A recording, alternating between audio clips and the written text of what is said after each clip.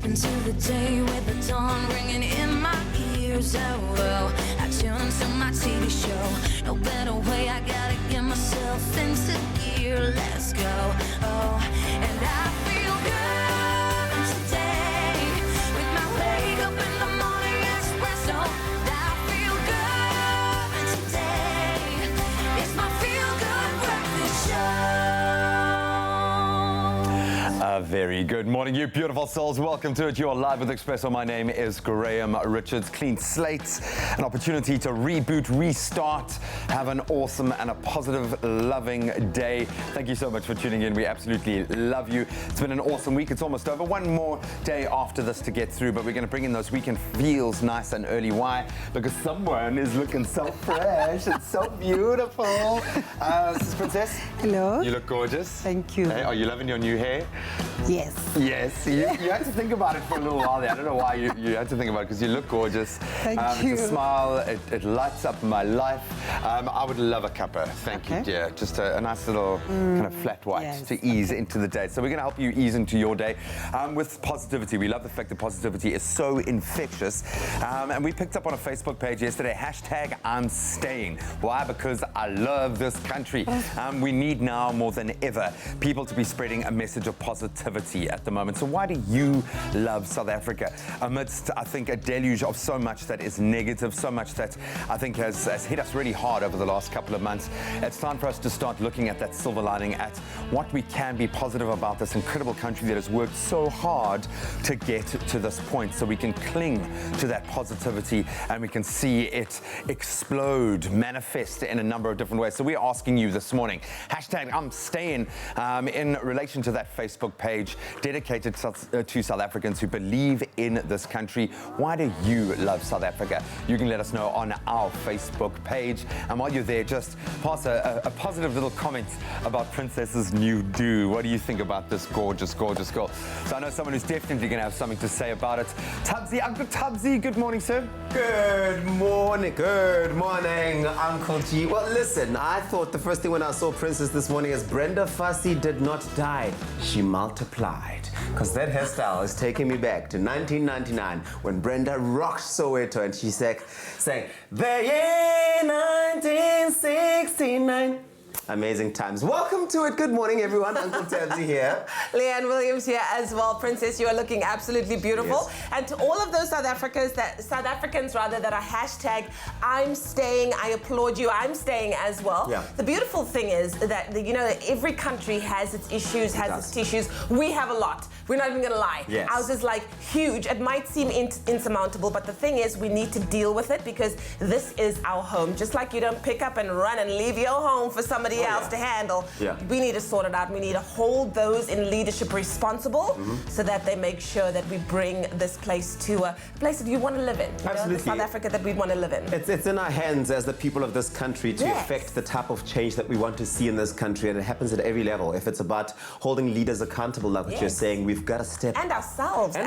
Hold ourselves accountable. It starts in our homes. If we can sort things out in our homes, around our children, how they behave and what they do, how they treat women, how they treat other people. 100%. The amount of change that we'll see in the world is absolutely incredible. And on that note, we're going to have a feel-good show. But first, we take a look at what the weather's looking like in those major parts of the country. Starting off in Johannesburg today, where it's sunny, plenty of sunshine that can be expected with nice warm temperatures. Towards the evening, partly cloudy conditions are expected with a northerly wind.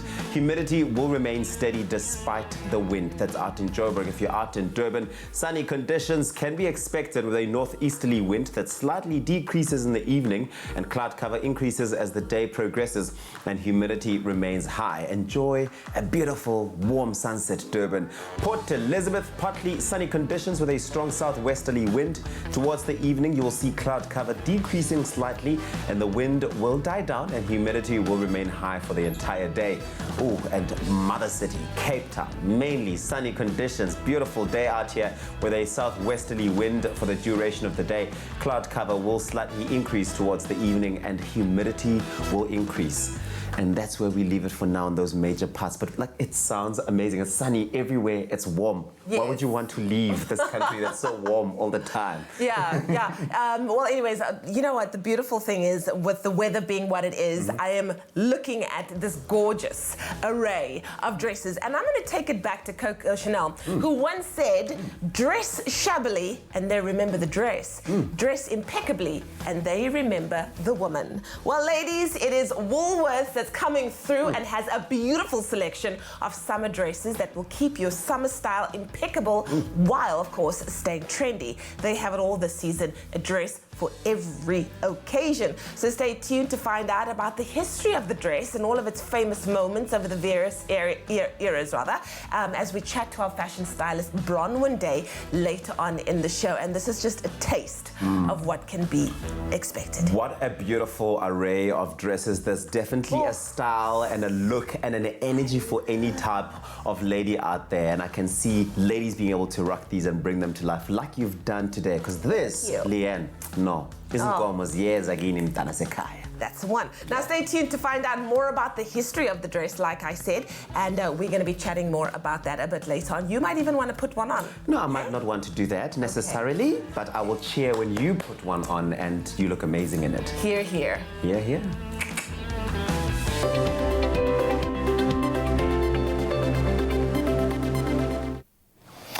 Thank you so much, guys. An explosion of colour in our beauty room. We're going to continue to enjoy some of the best summer fashion that is available. But as you probably picked up, we're on a real positive vibe this morning. So we're going to give you a nice positive quote, something to get your head into the game for this Thursday morning. I know the weekend is just around the corner, but let's bring that quote up. Be kind. I love that.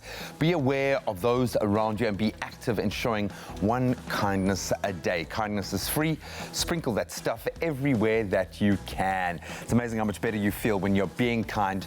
Seeing other people feel better about themselves, feeling better about their reality can bring you a huge amount of joy. So just go out there and be kind. But of course, we're going to have to do with a dose of reality before we sprinkle that love around. Let's get into our news headlines, see where the current state of affairs are right now.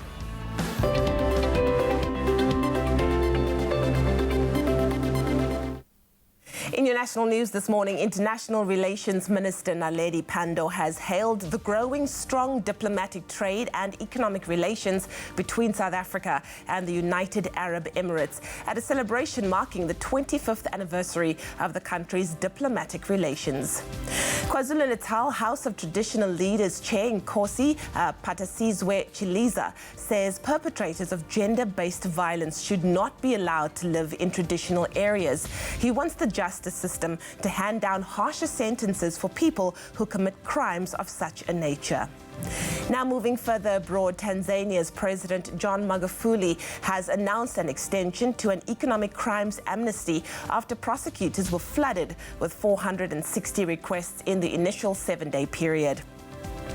India's Prime Minister Narendra Modi yesterday paid tribute to the father of the nation, Mahatma Gandhi, on the 150th anniversary of his birth at his memorial in New Delhi. India observes October the 2nd not only as Gandhi's birthday, but also as International Day of Non-Violence. And finally, 2 New Yorkers on a major weight loss journey tied the knot last weekend after meeting at their local gym. 32-year-old Ronnie Brower became a regular gym goer after reaching his highest weight of 306 kilograms. Little did Ronnie know that he had a fan, 24-year-old Andrea Masella, tipping the scale at 114 kilograms. And on a major weight loss journey of her own, they started chatting and it was love at first sight. Then together, the workout duo shed a combined 271 kilograms. The elated couple says they plan to continue to support not only each other in their commitment to maintaining a healthy lifestyle, but to counsel and inspire others as well. Well, you know what they say, couples that train together stay together. Well, let's get our very first taste of what's happening in the world of sport. Here's Graham.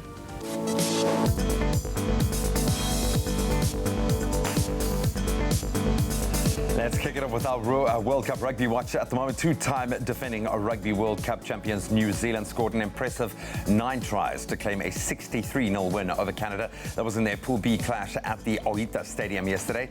And staying with the Rugby World Cup, France registered their second win at the tournament after seeing off the USA 33-9 in their Pool C clash in Fukuoka City early yesterday morning.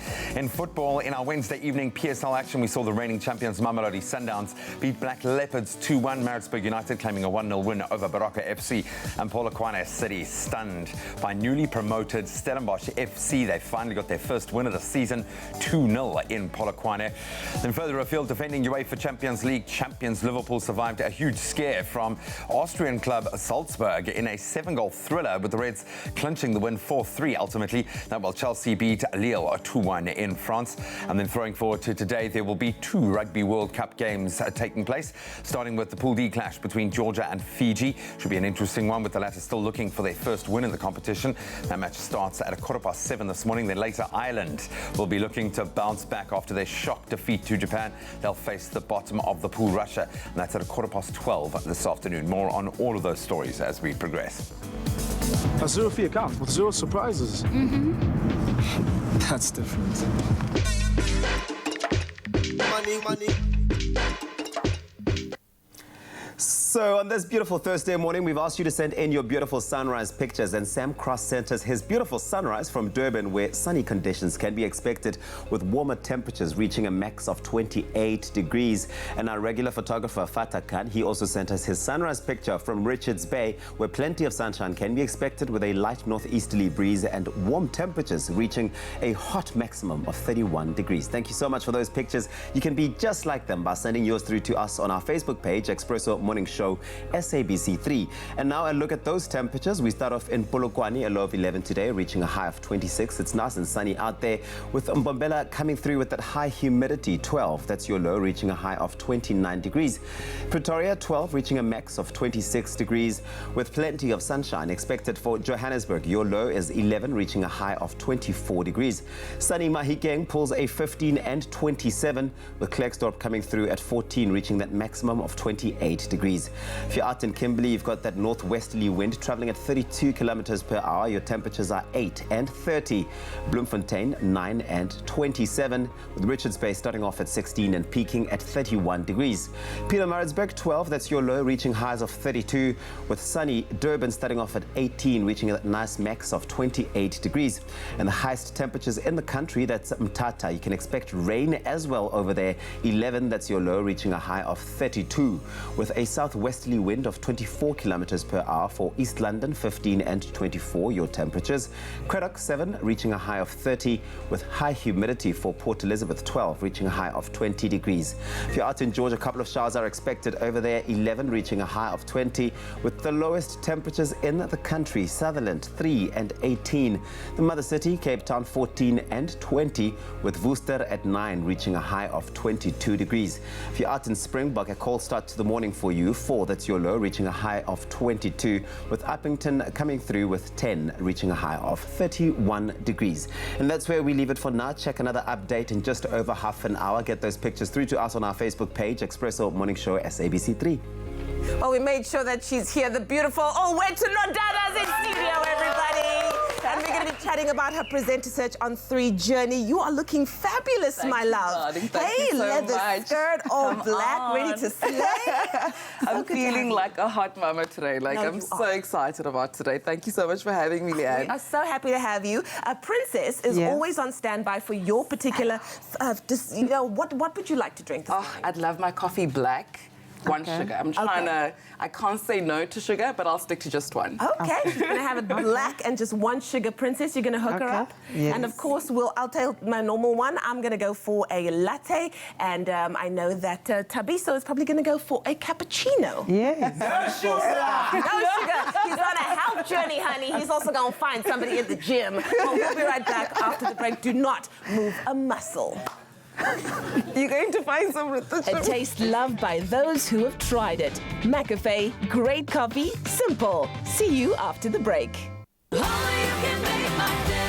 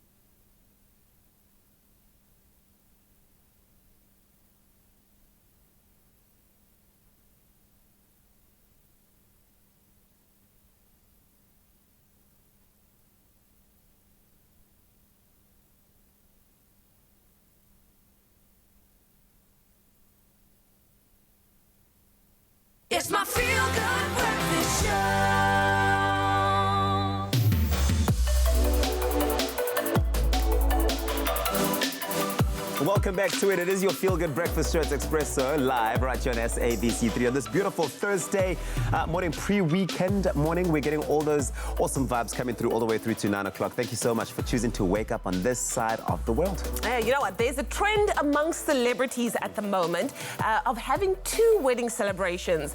One being a court wedding where close family and friends come and support you, and the second being a more lavish affair that includes guests and pomp and pageantry and ceremony. Reception. I'm talking about none other than Justin and Hailey Bieber, who officially tied the knot at a New York City courthouse last September, and they joined the club as they celebrated their more formal second wedding in Bluffton, South Carolina on Monday. Now, the theme was focused on sentimentality as the couple chose they chose details and activities that have personal meaning to them and their relationship. This meant that the itinerary included alligator walks, bowling, rifle shooting, and a screening of The Notebook. A source close to the family and close to the wedding said that they already are very happily married, so there's no nerves or cold feet here, and it's just a chance to celebrate their relationship with some of their closest friends. It was very informal and it was a lot of fun. The wedding, which was attended by A-listers like Jaden Smith, Usher, Daniel Caesar, Justin's manager Scooter Braun and his wife Kendall and Kylie Jenner, and it was best described as a big party. And speaking of Kylie Jenner, she also showed up to the celebration sans her boo and baby daddy, Travis Scott. And yesterday we found out that the young couple are taking a break after 2 years of dating due to trust issues. Are we surprised, though? I'm surprised because just 4 days ago they posted a picture together on Instagram. So were they trusting each other 4 days ago and it changed quickly in 3 days? This trust is fickle, hey? Yeah. Fickle trust. Eesh, you know, Yeah. I'm not saying anything about rappers or anything, but I'm also saying something about rappers. Anyways, that didn't stop the makeup mogul from having a good time as she was adorned in a glamorous dress. She was dressed in black and gold, and we give the Biebers our best wishes for a happy and healthy marriage, and may there be many, many, many more anniversaries and just celebrations like this to come, and just keep enjoying one another and have fun. That's the most important thing, you know? They mustn't take life too seriously. And they seemingly don't take life too seriously, which is a beautiful they're thing. so cute. I just can never look at Justin Bieber and not think he's 12 years old. And so every time I hear the story of getting married, it's always just like, he's not a child anymore. Yeah. It's very interesting. No, Well, he's listen, a grown man. if you have any cool, interesting entertainment stories that catch your eye out there, why don't you share them with us? Let us know on social media using that hashtag Expresso Show. Thanks, Mama Penny. Papa Penny. Auntie and uncle. Let's continue with incredible young talent being identified nice and early. The International Arts Talent Showcase has been launching stars for the past 9 years now, an incredible record. And this year, no different, as the event was filled with all the glitz and glam, and Mosa was there to capture all of the action. The International Arts Talent Showcase focuses on launching the careers of local South African and Namibian artists internationally, and it's been doing so for the past 9 years. This weekend, hundreds of hopefuls, including singers, dancers, models, actors, and the list is pretty endless, take center stage to impress international judges with hopes of taking their careers internationally. Alsuvi, this amazing talent showcase is in its 9th year running. How and why did it come about? So in 2010, I started the International Arts Talent Showcase so that I can give back to South African and African talent what I never had as an artist. Tell us about the judges of this year. We've got Joey Hunter, former president of Ford Models, as well as the IMTA representative for the first time in South Africa. We've got the New York Film Academy, Blaze Johnson from The Voice America, Nate Butler, and then Raven Drummer, independent casting director for Tyler Perry Studios. So this is just a life-changing opportunity for South African and Namibian artists. It's ultimately important to understand that you need to be marketable. You know what, potential is more important than perfection. So ultimately we look for individuals who are humble, hardworking, and absolutely determined. Joey, what makes an exceptional performer? I look for ladies and guys who really have a spark, a personality that they bring to the walk, that they bring to their dance, versus being mechanical. I'm looking for those kids, whether it's actors, models, or dancers, or singers, that I can showcase at IMTA. Now, at IMTA, we have over 300 managers, agents, producers, record people, casting directors that come to look for talent. You know, we found Ashton Kutcher, Evelyn Gorey. I mean, so many people have come out of IMTA. It's the first time in South Africa, and I'm overwhelmed. You know why? Because I can't believe they're so well trained. These kids, like yesterday with the acting, I didn't see a bad performance. First and foremost, what I'm looking for is storytellers. People that get to tell the story no matter whether it's dancing, singing, acting, musical theater, even modeling. There's so much talent on that stage that it's been really fun. The reason I love this platform is because there are very few events outside the United States like this. On a global mission to be able to take talent from a place like South Africa, where people think they can't do it from a third world country, to come to the United States and make it big. That's the thing for me, that I get to see the trajectory.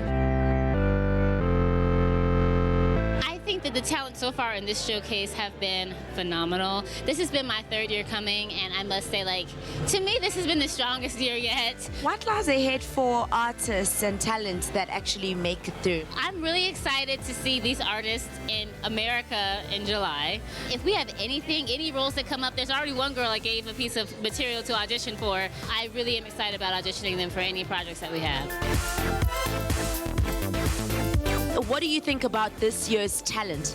I am truly blown away. Every single year it gets better and better and better. No shade to prior contestants. However, just looking at how people have prepared, how the skill level is phenomenal. People are ready here from South Africa to see the big stage in other places of the world. I'm so glad I'm here to be able to see what's going to happen next out of South Africa on the big international stage. It's phenomenal. What makes an amazing performer, a spectacular performer in your words? The best way to put it is they are uniquely being themselves. I want to see the next person who is uniquely flowing in the gift that was given to them. So most of the time you can actually see that in somebody, how they interpret dance, how they interpret song, and so that's what I'm looking for. You can always tell a person that's being themselves. I love the fact that IMTA has like so many categories for models, so it gives opportunity to like plus size models, to fashion models, commercial models. I'm hoping that this will open doors for me today, as this is the start of my journey. I'm feeling really, really good actually, well prepared. I'm modeling today in front of an international panel. I want to win so bad because I've got a lot to do with the power that I'm going to get. I want to give back like LCB did. I've been in the modeling industry for quite some time, and the exposure is not there, and I just want to raise the people up with me. The artists that receive callbacks will have the opportunity to represent South Africa and Namibia at the International Modeling and Talent Association Convention happening in New York next year. We as Expresso wish them the best of luck. Now, if you are looking for fame and fortune, enter Tropica Island of Treasure, Curacao. You could be selected as one of 6 contestants in the Caribbean featured on the TV series. Plus, stand a chance of winning a shared 1 million rand with a celebrity partner. Oh, it's a big prize, and all you have to do to be in the game is to WhatsApp the keyword TIOT9. That's TIOT9 to 063-921-8395 for audition details. And remember to buy Tropica for details to stand a chance of winning hundreds and thousands of prizes. Exactly. It could be you winning with Tropica Island of Treasure. So WhatsApp TIOT9 right now to 063-921-8391 for audition details. T's and C's and more information can be found on tropica.co.za.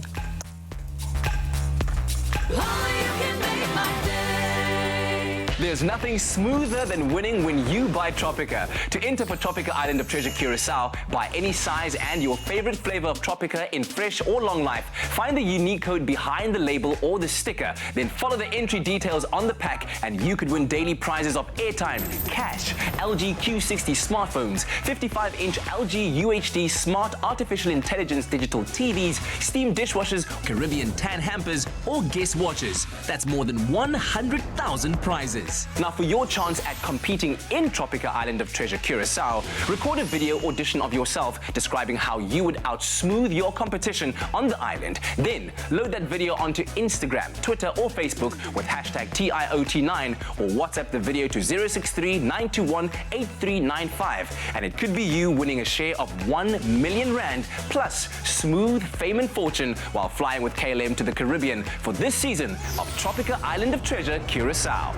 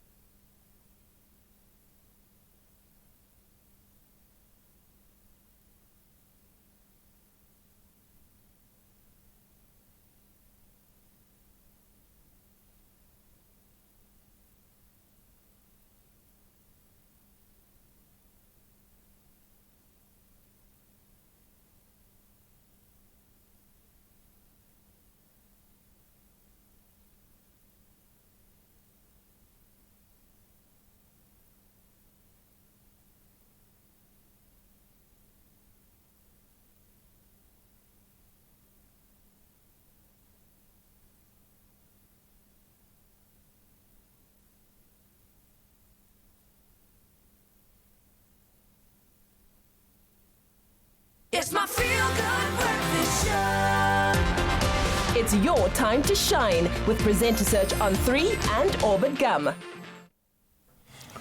Welcome back to your Feel Good Breakfast Show. It's Expresso right here on SABC3. Now, we have been getting to know the top 8 finalists competing on Presenter Search on 3, the Expresso edition.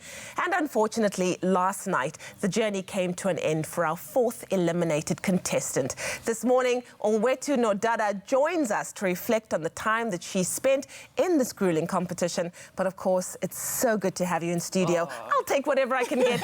Make some noise for Onwetu Nodada, everybody.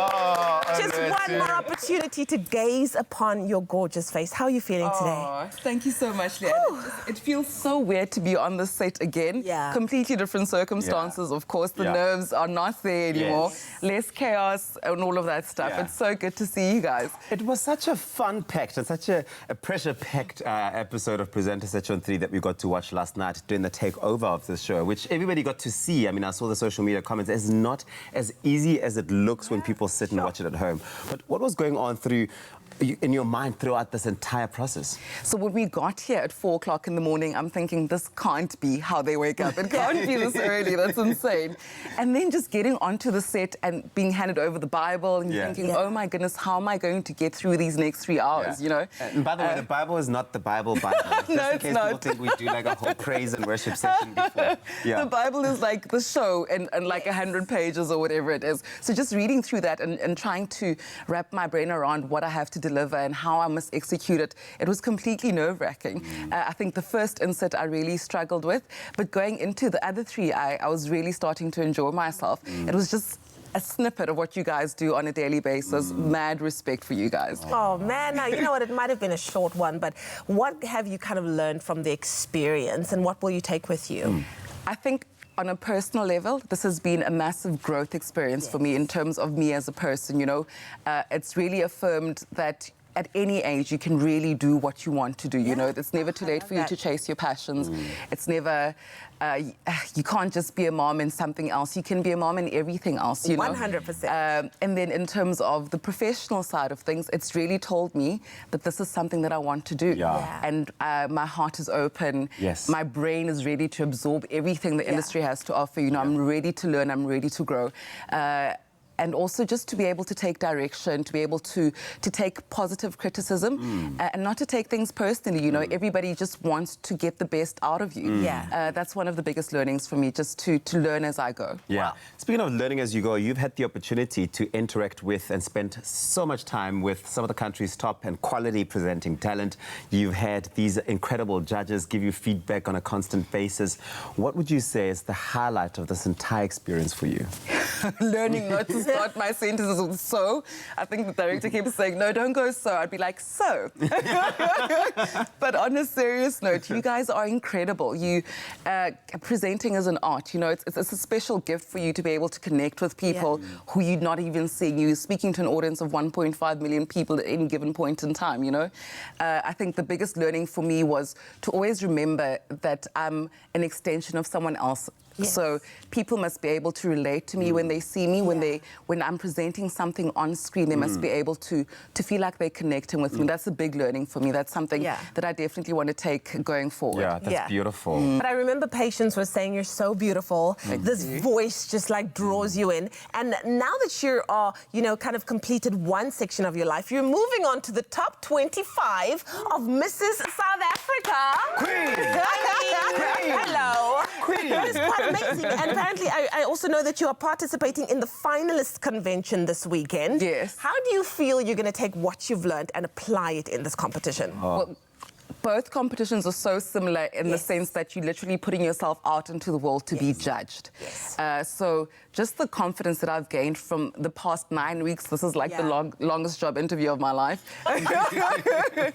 But just the learning from every instance, you know, how to connect with people, how to stay authentic, how to always represent myself in the very best way possible. And also just to remember that to live in each of the moment as it is. So I can't go through each phase thinking about the next one. I must exist and be present in that moment in order to give my best. So I think I'm ready to take on the ladies. We're spending 2 days in convention, prepping for final judging, which will be on the 8th of November. I'm looking forward to it. I'm hoping I take the crown. I'm going to give it my best shot. Well, you have all of our support here on Expresso. We're holding thumbs for you. And I'm hoping that you are going to be wearing that crown as Queen and Mrs. South Africa for 2019-2020. That's it. Thanks so much, You're going to guys. be seeing a lot of this face, and something tells me you're going to be sitting right there on that couch telling us about how you won Mrs. South Africa. Oh, I love that. Thank you. There are 4 more weeks on this journey to finding out who will take the 2 coveted presenting spots right here on your feel-good breakfast show, Expresso, and you can be a part of it. Exactly. Share in this exciting process simply by tuning in to Presenter Search on 3, the Expresso edition, every Wednesday at 7:30. And then you can also catch the repeat on Saturdays at 1 p.m. right here on SABC3, where the stage is yours. So Own it. that's right.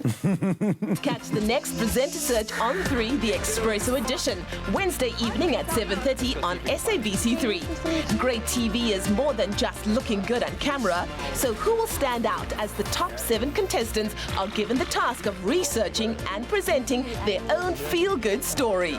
Presenter Search on 3, the Expresso edition, Wednesday evenings at 7:30. Repeat Saturdays at 1. Only on 3. The stage is yours. Own it. So we're going to take a momentary break, just the quickest of breaks, as we reflect on the Presenter Search on 3 takeover.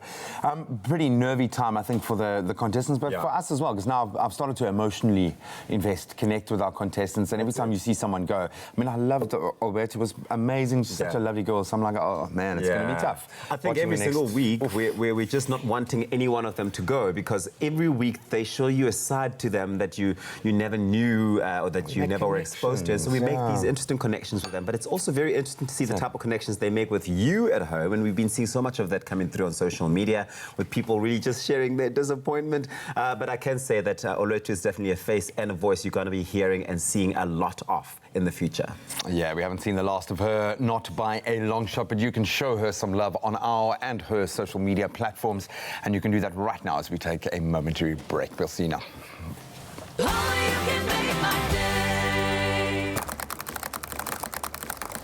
Can I help you guys? I'll take it. Dion Wired, where humans go for technology.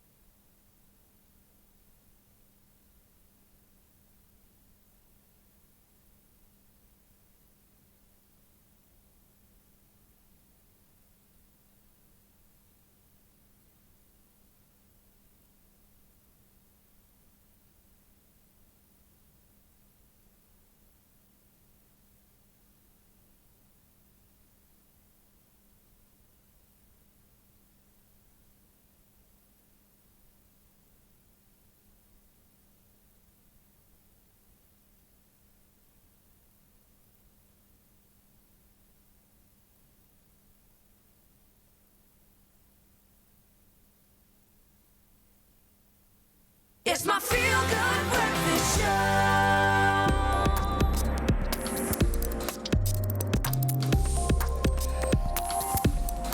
Yep, you know that funky beat means only one thing. Welcome back. You're live with Expresso as we broach our Tech Daily Update, where we bring you some of those facts, some of those anecdotes, some of those stories we've been tracking that are blowing our minds. This one, pretty cool because it forces us to think way outside of the box. Not just outside of this box, but outside of our solar system. We're going interstellar. So just weeks after the discovery of the second ever comet from outside our solar system, astronomers have now detected gas being emitted from its surface.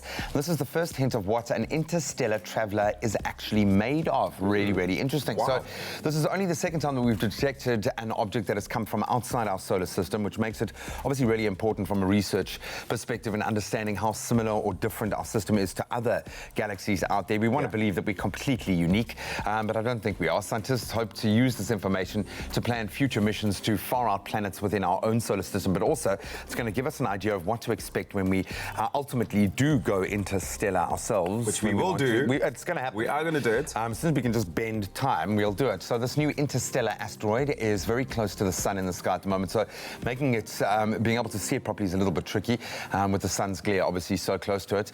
But that being said, our satellites that are currently glaring at the sun were able to take a look at it. And this interstellar traveler turns out to be very similar to our own solar system's objects. We're not as unique as we thought we were. This is another piece of evidence that obviously leads us to believe that our solar system, I mean, there you can get a sense of an asteroid. It's crazy, but it's ultimately we want to know that we're an anomaly in the universe, but maybe we are not. Maybe life is not an anomaly in the universe. Maybe we shall discover it. But obviously you can understand why this has made the scientific fraternity so excited. Discovery. It's a big one. Absolutely big discovery. Well, how's this one? WhatsApp. They're developing a new feature that would allow you to set your messages to self-destruct after a set period of time. Yes.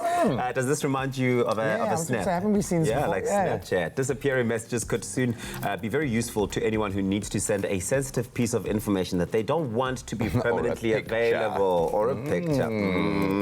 We've previously seen the feature used by the messaging app Telegram, which lets you send rather self-destructing messages using the app's secret chat feature. Gmail, they also did something similar. Feature in its redesign last year, where you could actually have a message disappear. And currently WhatsApp's implementation of the feature looks a lot more basic, although it's currently early in development, and it's likely to be the subject. The subject will change probably. In its current form, WhatsApp lets you set messages to delete either after 5 seconds or an hour. There's no in between. And the feature only really appears to be available in group chats, where you have to commit to having every message sent in the chat deleted after after a set period of time.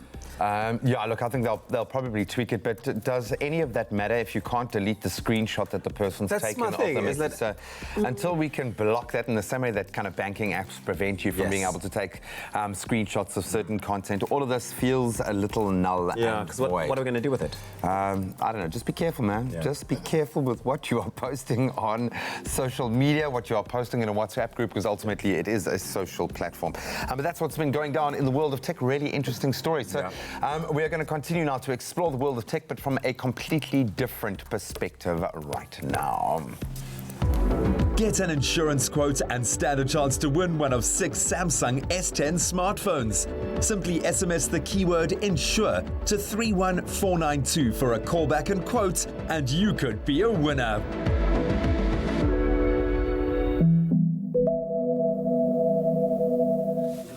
Once a year, the countless members of our video gaming, computer, technology and geek community gather at Rage 2019, South Africa's biggest annual exhibition of gaming, gadgets and geek lifestyle entertainment. It's a fraternity which so many of us are, to a lesser or greater extent, members of. And as we found, some fans go to infinity and beyond to show it.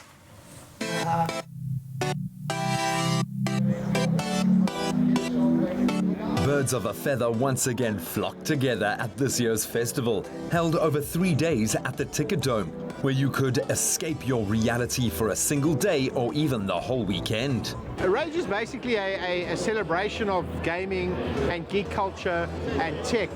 So I think Rage essentially is about all the things you love around computer games, and you can come to the show and get a hands-on experience.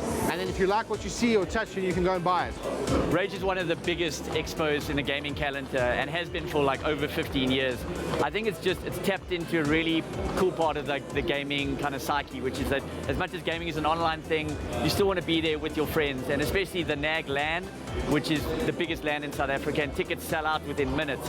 I think guys want to unplug, get offline, and actually see their mates face to face. And I think it's just a great celebration of everything that is gaming. Well, I'm very into the gaming and geek culture. It's fantastic that you can do both gaming, anime, manga, series, movies. Everyone comes together. It's a fantastic event for all us geeks. So this ensemble took about 3 months. A lot of hard work, a lot of late nights, sewing, stitching, painting, building. There's so much involved. So what made me attend the event today, man? Purely for the cosplay and the fun. You gotta walk around with the suit, just have a good time. Oh, the time that it took to make the suit, I'm gonna say about 3 to 4 months, right? Rage as an expo has grown exponentially, not only in size, but just like there's a lot of younger audience that are coming through just to share games with us. And that's great. I'm seeing a lot of families this time around with parents sharing video games with their kids and just like dressing up in cosplay and enjoying themselves. It's huge amounts of fun. And also for those of us who've been coming for such a long time, this becomes like our big meeting place. This is our annual get-together. We got some perspective on where we fit into the international scene from Paul Challoner, a broadcast host in international pro esports and video gaming. Well, I love coming to South Africa. I've had the privilege of coming to Rage a few times. It's the same but different. So it's similar in I go to Comic-Con in New York or I go to Multiplay iSeries in the UK. It has a similar kind of vibe. It's a collection of people that come together that have a passion for gaming. And it's no different here, except that there's a vibe that I walk around and I hear people talking passionately about esports and video games. And I think it's unique because South Africa hasn't yet had enough opportunities on the global scale that it has. So when it gets an event like this once a year at Rage, where everyone comes together, it feels like a carnival kind of atmosphere, and everyone's enjoying it and hoping that this isn't the end, that it's just the beginning. So I get a really interesting vibe whenever I come here. It's great. So I think the beauty of gaming and how it's grown is that while a lot of people think of being a professional gamer as the only way of making a living in gaming, you know, playing games competitively and winning prizes, that from a competitive point of view, people can earn a living, but I think gaming has expanded in a way that people can earn money as reviewers or in the media industry or as streamers or as content producers, YouTubers, and it's created an entire ecosystem where you've got a whole bunch of people who are passionate about gaming but have a variety of skill sets and have found a way to make a living in their love of gaming, but in a whole bunch of different ways. There's nothing better than being around like-minded people with similar interests. And whether you're a casual gamer or a hardcore gamer, you'll always have a home at the Rage Festival.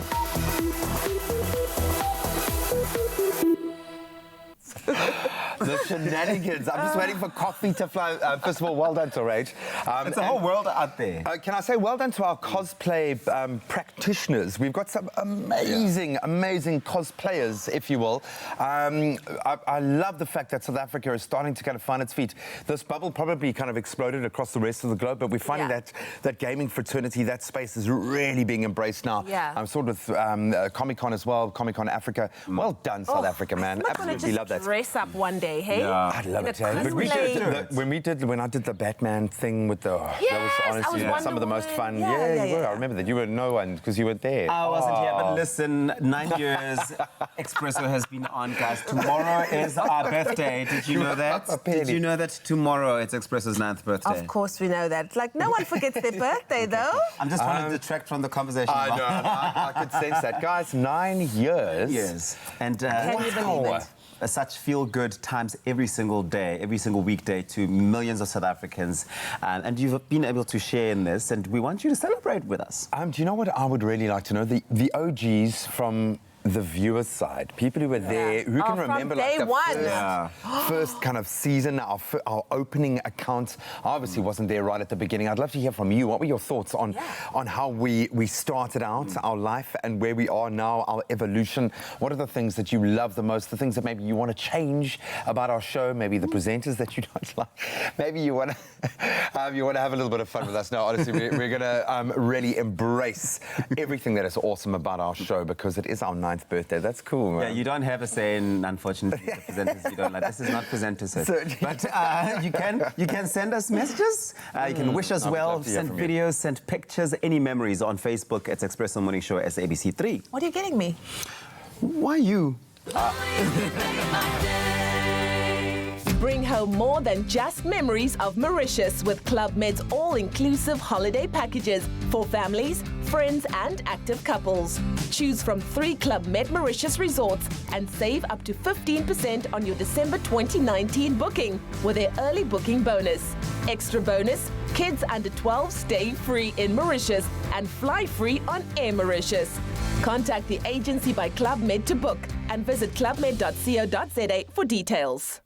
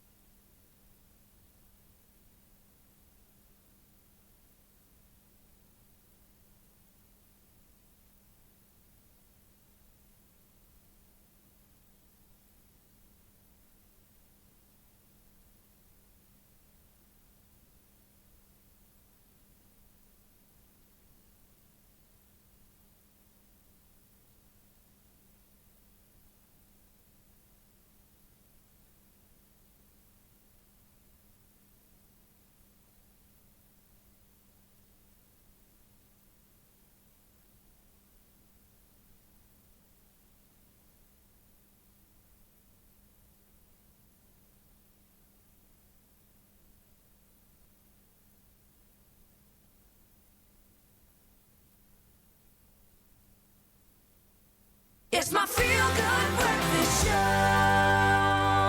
Happy birthday, a very happy birthday to you. Hey, it's your birthday. Welcome back to Expresso right here on SABC3. Time for us to wish some beautiful people a happy birthday. We got lots of them, lots of those people celebrating their birthday on this beautiful day, the 3rd of October. Sharing it with Gwen Stefani, who's one of my favorites, ASAP Rocky as well. But listen, you are the VIPs. Here's the first message for Langeli Tembu. It says, to my precious boy Langa, you're a constant reminder of God's amazing love. And you are so beautiful.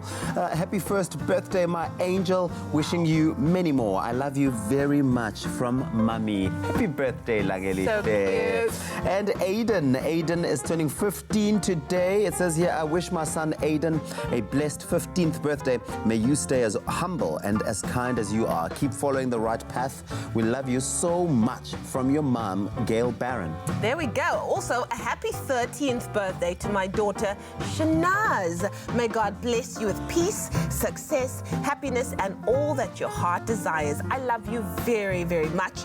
From Mommy. Happy birthday, Tiara van Shanaz. Beautiful. Very, very nice. Okay, also, God's richest blessing to our son Damon on his 15th birthday. May the Lord bless you more. Love from Mom Renee, Dad Donovan, and Sister Erin. Happy birthday, Damon. Beautiful. Here's a big one. It's a 62nd birthday. Happy 62nd birthday, Leslie Prince. May the richest blessings keep touching your soul. I love you so much and hope you have a good day. This is from your sister Patty. Happy birthday, Leslie Prince. And happy 10th and 13th birthdays to our most beautiful, precious gifts from above. It's Ebony and Jalen. We call you twinnies because you celebrate your birthdays on the same day. We love you to infinity and beyond, sweet angels. From Dad, Yaku, Mummy, Juliana, and Grandmas Hester and Charlotte. Happy birthday, guys. Happy birthday. Also, a big happy birthday going out to Sinao. Wish for you on your birthday. Whatever you ask, may you receive. Whatever you seek, may you find. Whatever you wish, may it be fulfilled on your birthday and always. From Uncle Malwande. So happy birthday, Sinao. Also, I would like to send a birthday message to the strongest woman alive, Lulama, our mother. We just want to tell you that we love and respect you. Raising 2 boys on your own isn't easy, but you showed so much courage. For that, may God give you many, many more years so we can repay all the hard work you've done for us. So thank you from your sons, Masi Bulele and Prosper. Is it our Prosper? It is our Prosper. It's our Prosper. Prosper's mommy. He's one of our cameramen here, saying on the message that raising 2 boys on your own, I can believe, just raising Prosper. There he is, Prosper. Is a problem child. He's a problem child. I can believe it's not easy raising that one. But here's another message for Riley. He's just turned 10 years old. What a princess. Look at that, Riley. May God bless you more, son. This is from your mom, your dad, Opa, Johnny, and Jessica. As well as another message lastly here for Papama Meslumakulu. Happy 11th birthday to our beautiful Papama. May God bless you more, sweetheart. We love you. This is from your mom, Linda. Happy birthday, Papa. Happy birthday to everyone. I'm hoping that wherever you are today, that you are receiving so much love. And even if we didn't get to call your name, you know where you are. You know where your birthday is. So we're sending you so much love from your Expresso family. And if you would like to send a loved one a message, why don't you send us a 15-second video or more or less to 071 640 6551. We would like to say happy birthday to you. All right, so from a host of birthdays to another very special one, when the national airline of the Netherlands came to celebrate their centenary of flight and passenger service, incredible, they proudly acknowledged their many milestones and looked straight ahead to the future. So here's to celebrating 100 years and 100 more to come. KLM is celebrating their 100th birthday on the 7th of October 2019, making them the world's oldest airline to still fly under their original name. In celebration of this milestone, they're attempting to break the world record for the most number of paper planes launched at the same time. This is happening at 15 different high schools with 15,300 paper planes being flown. Today we're at Fourways High School to witness this remarkable event and of course bring you all the action. Talk to us about the reasoning behind celebrating a century in existence with this paper plane campaign. So KLM's 100-year campaign is about looking back with pride, but with a firm focus on the future, to celebrate the future. And what better way than to do it with kids who are our future and paper planes because of aviation, and we love it. I see each paper plane has a specific message written on it. Tell us more about that. So we invited South Africans to send through their messages of hope for the future, as well as the school kids wrote messages, and we'll be using those messages as compost, type of a time capsule, a living time capsule. Alex, as a pilot yourself, why would you say it's important for you to celebrate 100 years of existence with KLM here today? Well, I think flying in general is something I'm obviously very, very passionate about, and I think what KLM are doing is extremely important for the youth of South Africa, and what they've done with this initiative by celebrating 100 years, which is incredible by itself, never mind just being a company, but as an aviation company, chatted to the youth of South Africa by giving them an opportunity to set goals for themselves for the future, by writing a letter to their future selves on these biodegradable pieces of paper. So I think what they've done is really special, really intuitive, and I'm behind it all the way. I think it's great. What message do you have for KLM on their 100th birthday? Your airline is great. I've flown KLM a couple of times, and the staff are friendly. Your attention to detail is great, and really I wish you strength and to continue to do so. Why did you decide to team up with KLM on this paper plane campaign? I feel like when brands do good, we should be speaking about it, and this brand is doing good. The paper planes, the messages for the future, it's all really beautiful, but then the tree planting is what it's really all about, and that's good news for the environment. The compost will grow a sustainable forest for the future for the Mother of Peace Orphanage.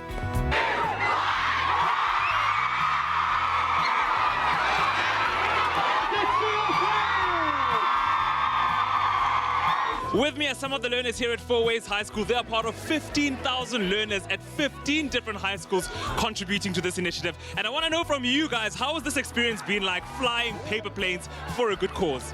Well, obviously, happy birthday. I think it was a great initiative on their part. I think it's a really cool idea. The whole concept of creating a whole bunch of paper planes and throwing it at once, I think it was brilliant. I mean, it's great to be part of a world record in a whole, but just well done to them. I'd like to tell them, well done, congratulations. Hopefully they carry on going strong, and we hope for 200 years. And one day, I'll hope to fly in KLM. Grown from these planes, a sustainable food source for children and their community is another way KLM gives wings to our hopes and dreams. Plus, they broke the world record with 14,456 scholars participating in their paper plane campaign. You see, this is the type of story we want to see on a Thursday morning, or any morning for that matter. Any morning, absolutely love it. Records broken, people inspired, we love it. Yeah. Well, now time for a dose of reality once again as we broach our global and our local headlines. Leanne is standing by with the deets. In the national news this morning, International Relations Minister Naledi Pandor has hailed the growing strong diplomatic trade and economic relations between South Africa and the UAE at a celebration marking the 25th anniversary of the country's diplomatic relations. KZN House of Traditional Leaders Chair Nkosi Patasizwe Chiliza says perpetrators of gender-based violence should not be allowed to live in traditional areas. He wants the justice system to hand down harsher sentences for people who commit crimes of such a nature. Tanzania's President John Magufuli has announced an extension to an economic crimes amnesty after prosecutors were flooded with 467 requests in the initial 7-day period. India's Prime Minister Narendra Modi yesterday paid tribute to the father of the nation, Mahatma Gandhi, on the 150th anniversary of his birth at his memorial in New Delhi. India observes October the 2nd not only as Gandhi's birthday, but also as International Day of Non-Violence. And finally, the Duke of Sussex, Prince Harry, says the last 9 days have reaffirmed his love for the African continent. Harry and his wife Meghan left for London last night. They earlier announced that Britain would donate close to 150 million rand towards skills development projects in South Africa. Harry has told young entrepreneurs in Tembisa that Africa is his second home. He said, "I've often been asked why I love it so much. Well, over the last 9 days, I've been trying to put my feelings feelings and experiences into words. What is the essence of Africa? Why is it that Africa gets under our skin and into our souls? Africa has held me in an embrace, and I'm feeling incredibly fortunate for that. Well, that was your 7 o'clock news update. Here's another look at what's happening in the world of sport with Graham.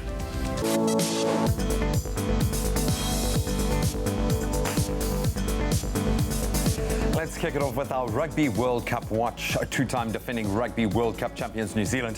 They scored an impressive 9 tries to claim a 63-0 win. That's over Canada in their Pool B clash at the Oita Stadium yesterday. Then, of course, staying with the Rugby World Cup action from yesterday, France registered their second win of the tournament.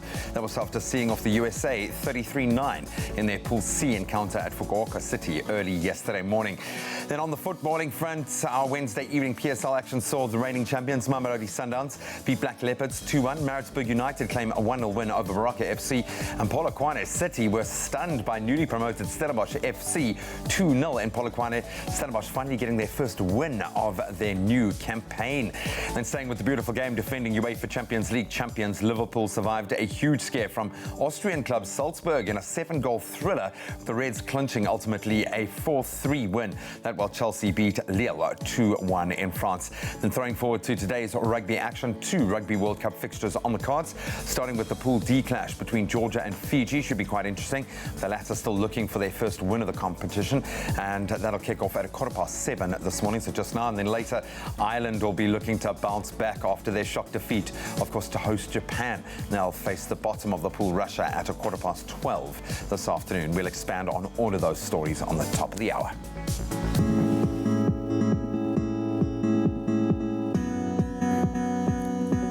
Thank you so much, G-Man. Let's take a look at your roads this morning. We start off out in Gauteng in Fairlands, where there has been an accident on the N1 southbound. That's before the Deep Kloof interchange. The left lane is currently obstructed and causing delays, so please approach with caution. In the Western Cape in Milnerton on the N7 southbound, there is congestion before the N1 inbound ramp. Heavy delays can be expected there, so please be patient this morning on the roads. And off to the train lines, there are faulty track circuits impacting the Chris Hani train service. Inbound Chris Hani trains are rerouted to operate via Pinelands, and outbound trains are operating according to schedule. So please allow for an extended travel time. And that's where we leave it for now. We'll check it out again in over half an hour.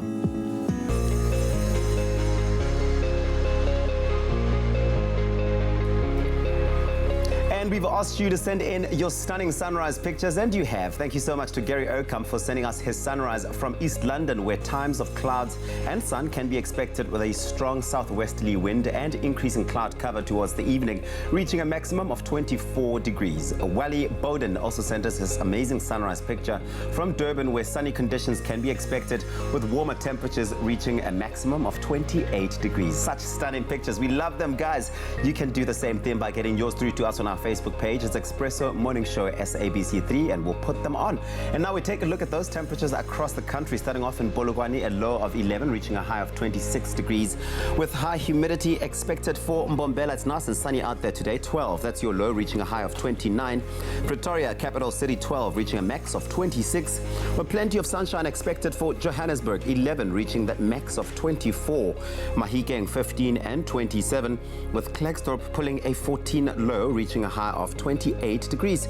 If you're out in Kimberley, you've got that northwesterly wind traveling at 32 kilometers per hour, 8, reaching a high of 30. Bloemfontein, 9, reaching a maximum of 27 degrees. Sunny Richards Bay today, 16, that's your low, reaching a high of 31. If you're out in Pietermaritzburg, 12, that's where you start off, peaking at 32 degrees today. Sunny Durban, South Africa's playground, 18, reaching a high of 28 degrees. And if you're out in Mthatha, you can expect some rain, but you've also got the highest temperatures in the country, 11, that's your low, reaching a high of 32, with a southwesterly wind traveling at 24 kilometers per hour expected for East London, 15 and 24. Cradock, 7, reaching a max of 30. Port Elizabeth, the friendly and windy city, high humidity for you today, 12, reaching a high of 20. George, you've got a couple of showers over there today, 11, reaching a max of 20. The lowest temperatures in the country, that's for you, Sutherland, 3, reaching a high of 18. And the mother city, Cape Town's got 14 and 20. If you're out in Worcester, 9, your low reaching a high of 22. With a cold start to the morning for Springbok, 4, your low reaching a warm 22. Uppington, 10, reaching a max of 31 degrees. And that's where we leave it now. The next update will be in just over half an hour. Those sunrise pictures, send them through to us on Facebook, Expresso Morning Show, SABC3.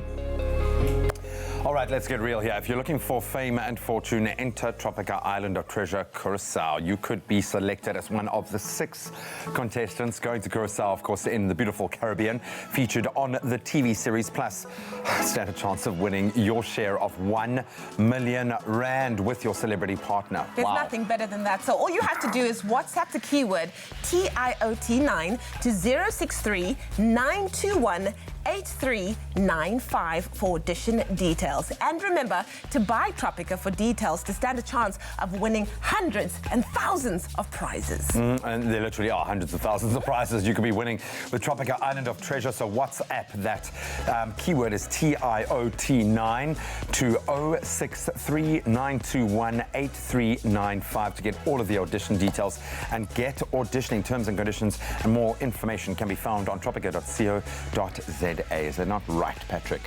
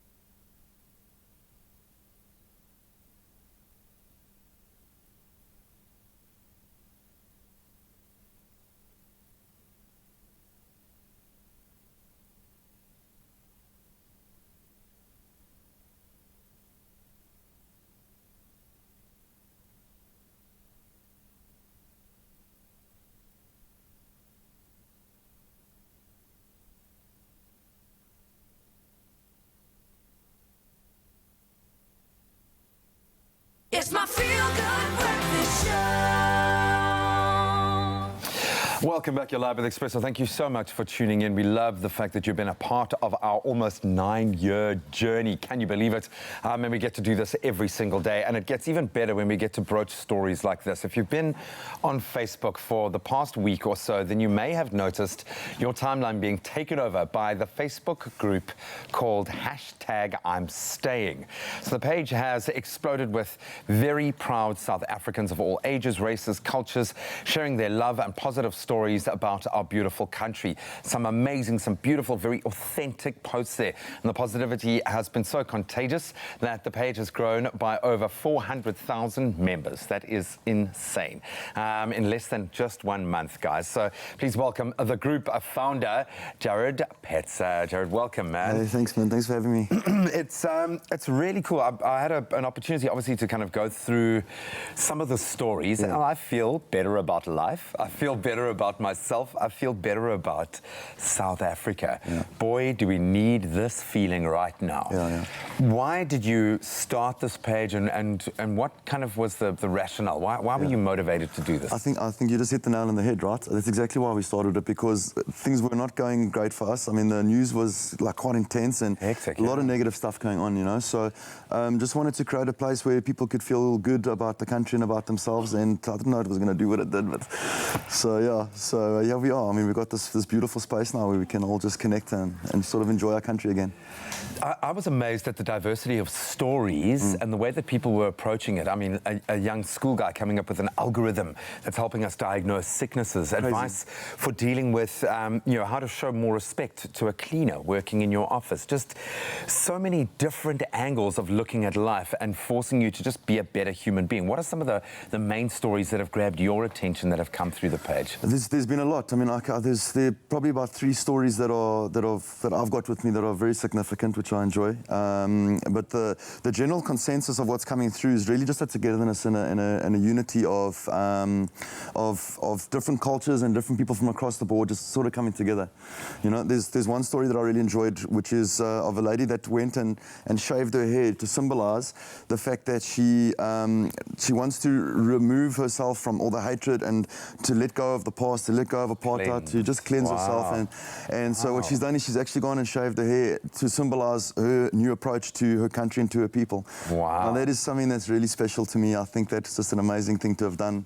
There's another story of a husband and wife who were in quite a dramatic car accident. They lost their limbs.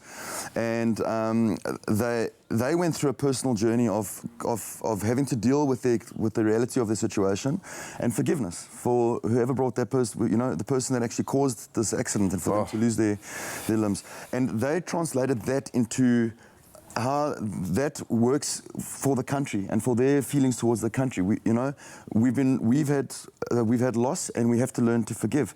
That's for their personal perspective, you know. So that was a beautiful story as well. So having gone through something so traumatic, something so dark, and to create something so beautiful. To find that, yeah. Yeah. I mean, I often think to myself, having gone through a couple of things, maybe nothing close to that level of intensity, but are we a nation of victims or a nation of survivors? Yeah. How do we see ourselves? Yeah. When we let this play out, though, on the internet, we are kind of insulated. Yeah. It's a place for haters. It's a place for negativity because it's so easy to be negative. It's not often a place where we see a viral kind of approach to positivity. Yeah. Has that surprised you that so many people want to be positive, ultimately? Yeah, I think it's surprising, but it's also eye-opening, because now we actually understand. You know, we've been told that good news doesn't sell, and that, you know, and we're seeing that's just not true. You know, something like this has just exposed the fact that people want to feel good. They want to feel good about people. They want to feel good about their country. They want to feel good about themselves, you know. So I think we've just exposed something, and hopefully it just continues to grow. Well, yeah, you say continues to grow. Where to from here? What do you want to achieve now that you know you've got this amazing tool, this power of positivity? What do you want to use it for, man?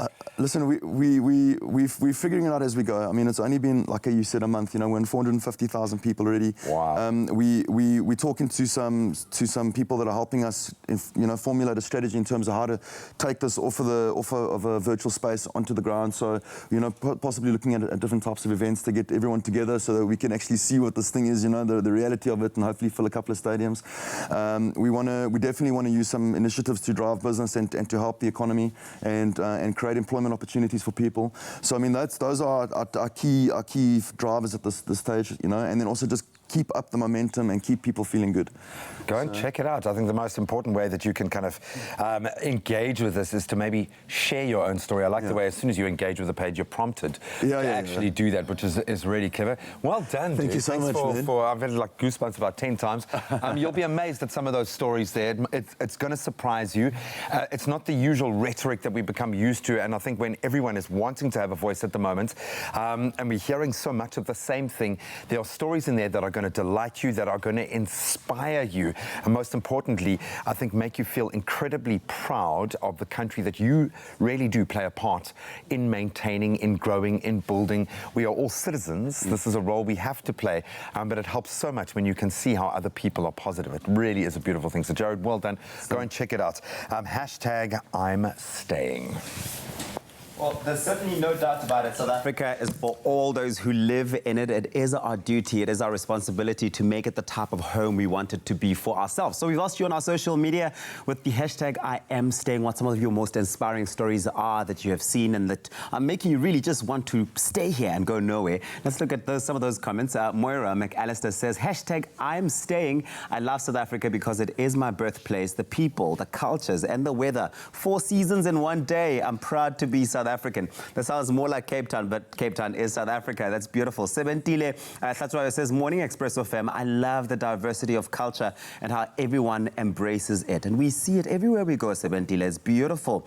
Tabang welcome. Kello says, good morning Expresso. I love South Africa because of the food, the heritage, the people. At the end of the day, it is about the people. We really do make this place home. And here's one final one. Tando Ivy Zakala Ndim. She says, I love Africa.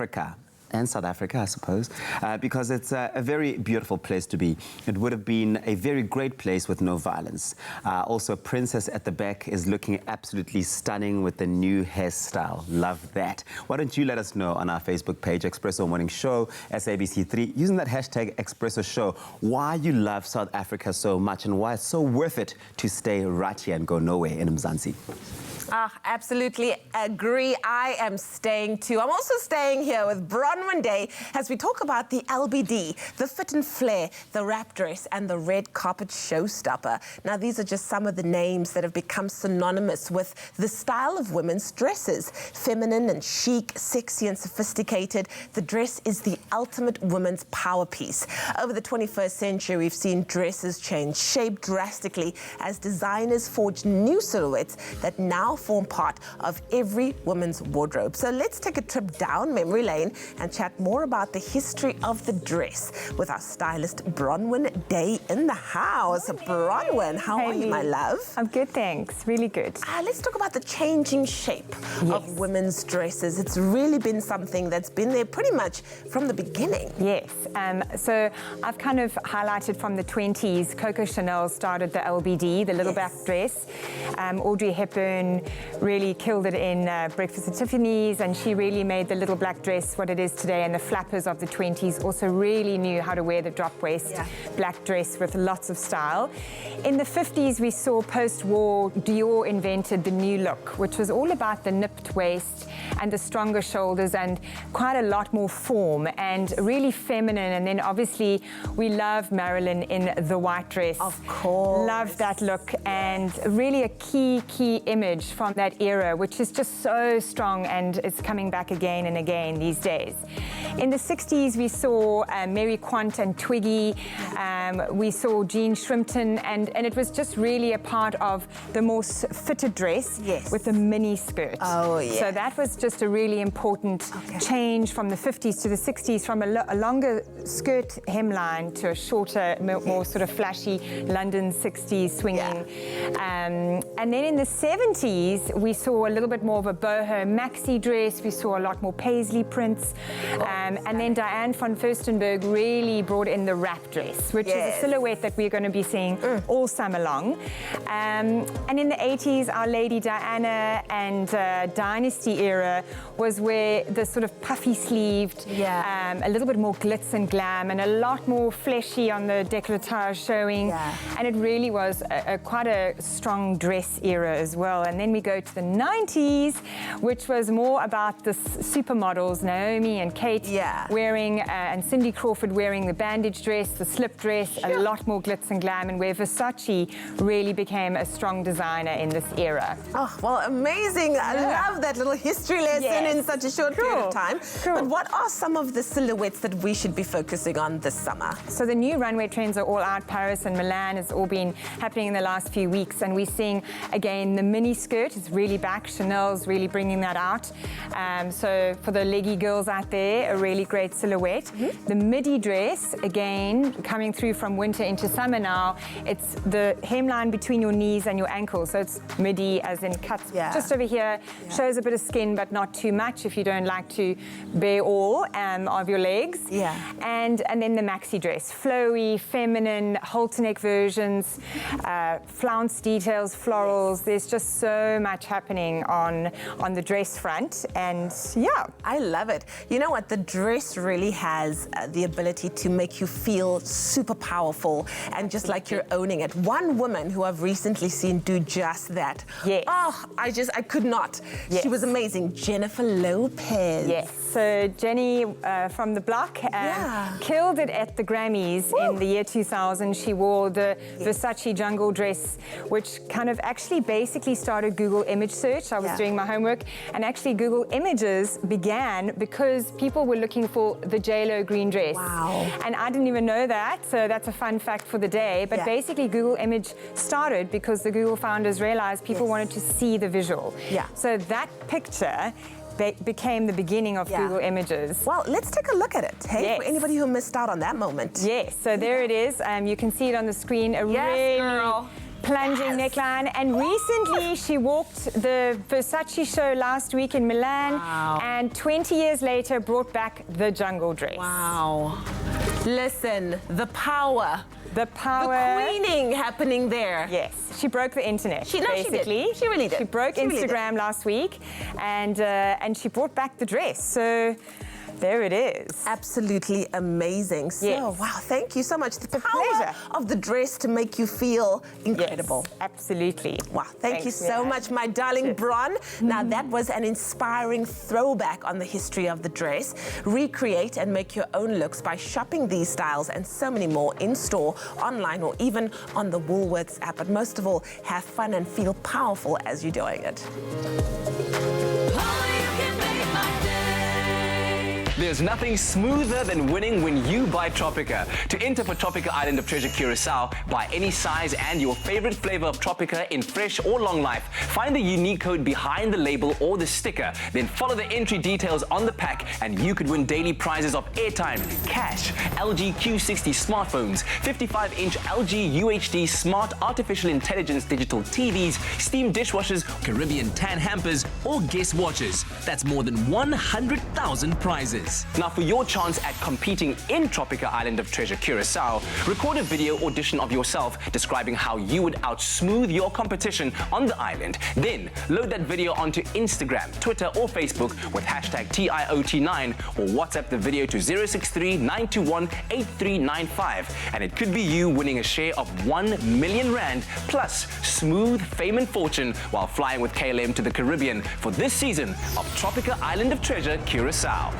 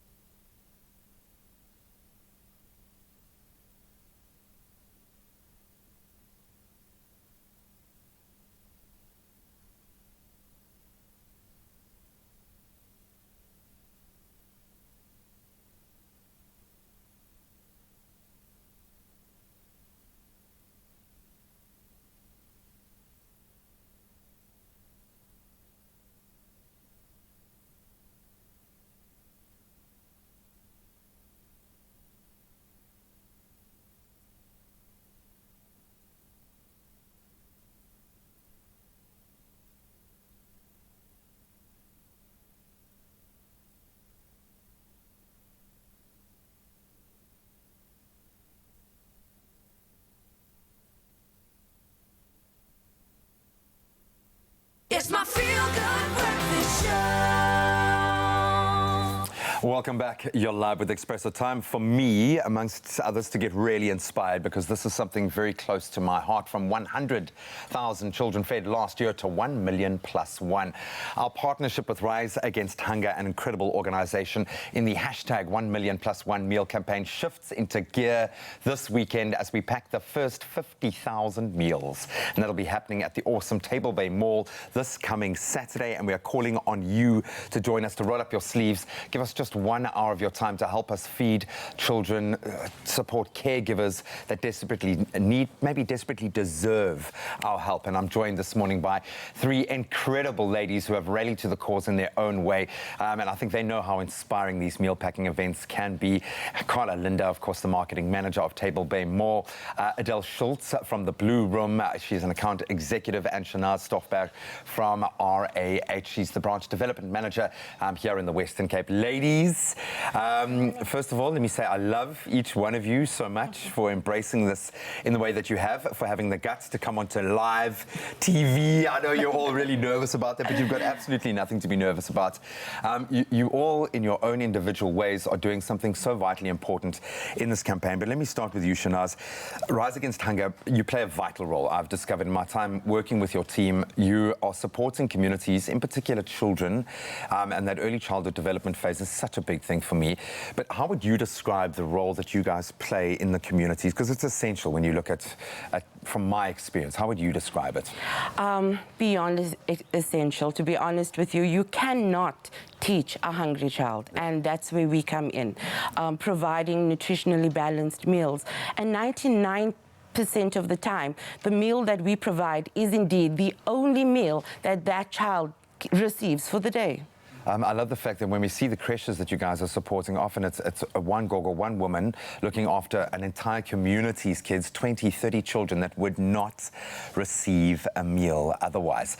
But none of this would come together without people volunteering, without people stepping up and embracing. And Carla, we had a blast last year at Table Bay. What was that experience like for you personally and for your team? You know, last year when we came on board with Rise Against Hunger and yourselves, I wasn't sure what to expect. We weren't sure as an organisation really what to expect. I tell you, Table Bay More is only but pleased to be involved. The whole day, what it did for our tenants, our community and our shoppers, just to know that we were giving back to such a worthy cause it's priceless. There's something so cool about being able to actually know that what you've touched with your very own sterilised hands is going into a little belly that so desperately needs it. Adele, and this is coming from a personal note, because the Blue Room, I've worked with you guys. You just embraced everything when I kind of said to you, listen, we've got these amazing people doing these amazing things. Let's support and help them. Let's put them out there. You just embraced and you've jumped on board. We've now grown to have 5 centres involved this year. My aim is to take over the whole world with this. But why personally is this such? Because it's gone to the point of a labour of love for you guys. It seems like something very, very deeply connected emotionally. Yeah, you see, the Blue Room, we, through the line boutique marketing agency, and we like to bring these initiatives together with our clients. And, you know, like Mahatma Gandhi said, he said, our future depends on what we do in our present. And that really does feed through into the communities. And like last year, we packed 25,000, just over, and we came in early. And this year, we're packing 50,000 meals. I know, I always get like a little breath there. We're going to be inviting school kids to come and help us. But I'm going to maybe, Shanaz, ask you this, because there is something beautiful about those days, those events. But for you, it's not just a one-day pack, it's an everyday thing. Why do you and your team, what motivates you personally to work as hard as you guys do in the space that you do? Yes, the meal packing events is fun, it's very vibey, and of course having you there is phenomenal, but the impact, it's when we distribute these meals and you drive up into the location and the kids see the truck and they know we're bringing food and they're so excited, and you know, money can't buy that. No. But we do need money to buy things. That's the reality. We need people to step up and put their money where their mouth is.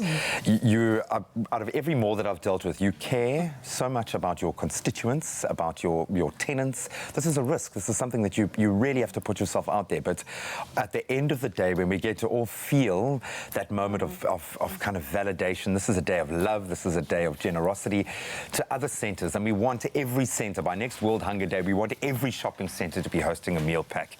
What is your advice to them? You know, we were thinking about this last year of how we could get more malls involved in initiatives such as this. And it's pretty difficult to put into words apart from just give it a try. Just to see how our tenants responded to it, how our shoppers, how our community. A lot of people want to help, but they don't know how to help. Yeah. This is us offering them the opportunity to come to Table Bay Mall, to come to your prospective mall if you choose to be involved, and just show how easy it is to give back.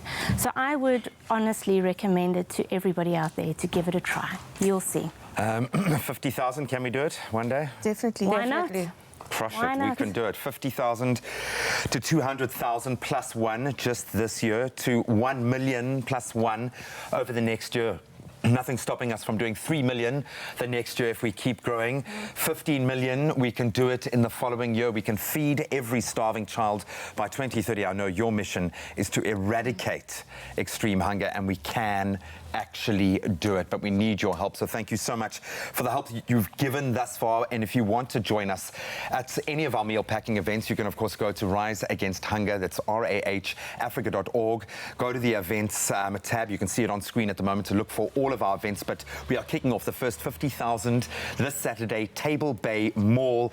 Get on board, come and join us. If you want to connect about a myriad of opportunities around it as well, you can just let us know on our Facebook page, the Expresso Facebook page. We'll connect you with the relevant role players. Come and join us at Table Bay Mall this Saturday. It's going to be a vibe. It's going to be awesome, and you can be a part of helping a child that so desperately needs our help. But ladies, thank you so much. Thank I'll tell you how much Thanks, I love Graham. and appreciate you.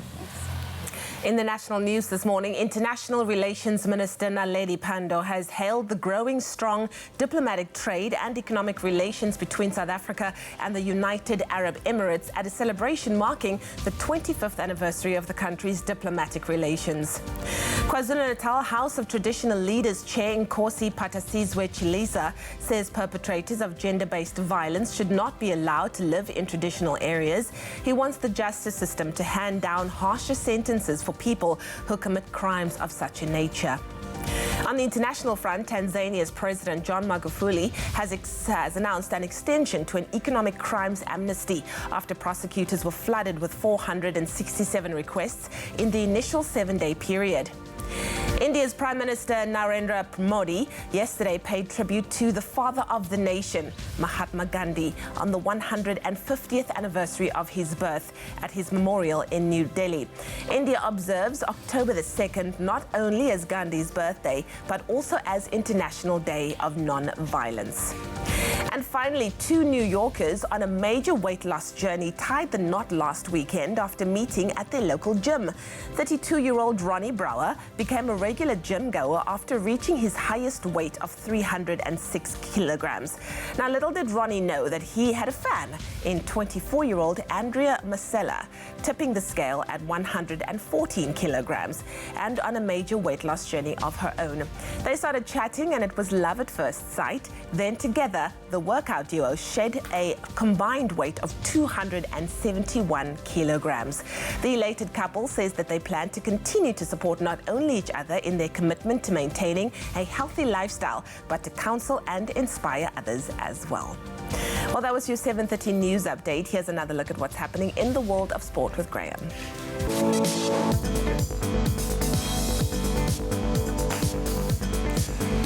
We start with our Rugby World Cup watch. 2-time defending Rugby World Cup champions looked every part of the champions. New Zealand, of course, scoring an impressive 9 tries to claim a 63-0 win over Canada in their Pool B clash at the Oita Stadium yesterday.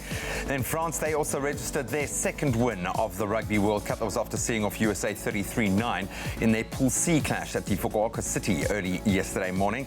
On to the beautiful game. On Wednesday evening, PSL action saw the reigning champions Mamelodi Sundowns beat Black Leopards 2-1. Maritzburg United, they claimed a 1-0 win over Baraka FC, and Polokwane City were stunned by our newly promoted Stellenbosch FC, who got their first win of their campaign. 2-0 the scoreline there in Polokwane.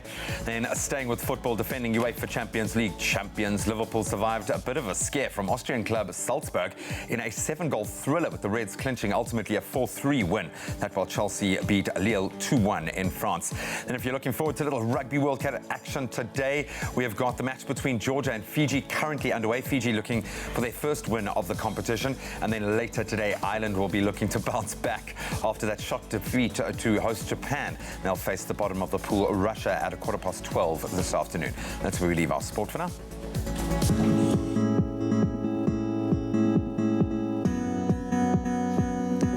Thanks very much, G-Man. We take another look at your roads right now. We start off in Gauteng out in Boysens, where there is congestion on the M1 northbound between Boysens Road and the Crown Interchange.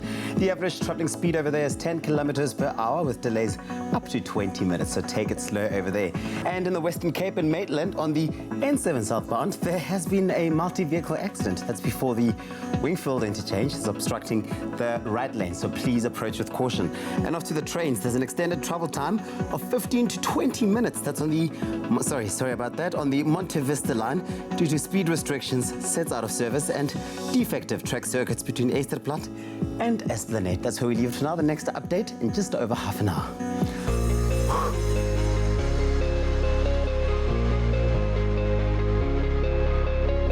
We've asked you to send in your stunning sunrise pictures. Thank you so much, Joan Cameron, for sending us your beautiful sunrise from beautiful picture that from Britannia Bay on the west coast, where mainly sunny conditions can be expected with increasing cloud cover and a light southwesterly wind reaching a maximum of 18 degrees. Joe sent us his spectacular sunrise picture from Umhlanga Ridge in KZN, where plenty of sunshine can be expected with warmer temperatures than the day before and a northeasterly wind reaching a maximum of 28 degrees. And that's where those pictures end, but you can get yours through to us on our Facebook page. It's Expresso Morning Show SABC3.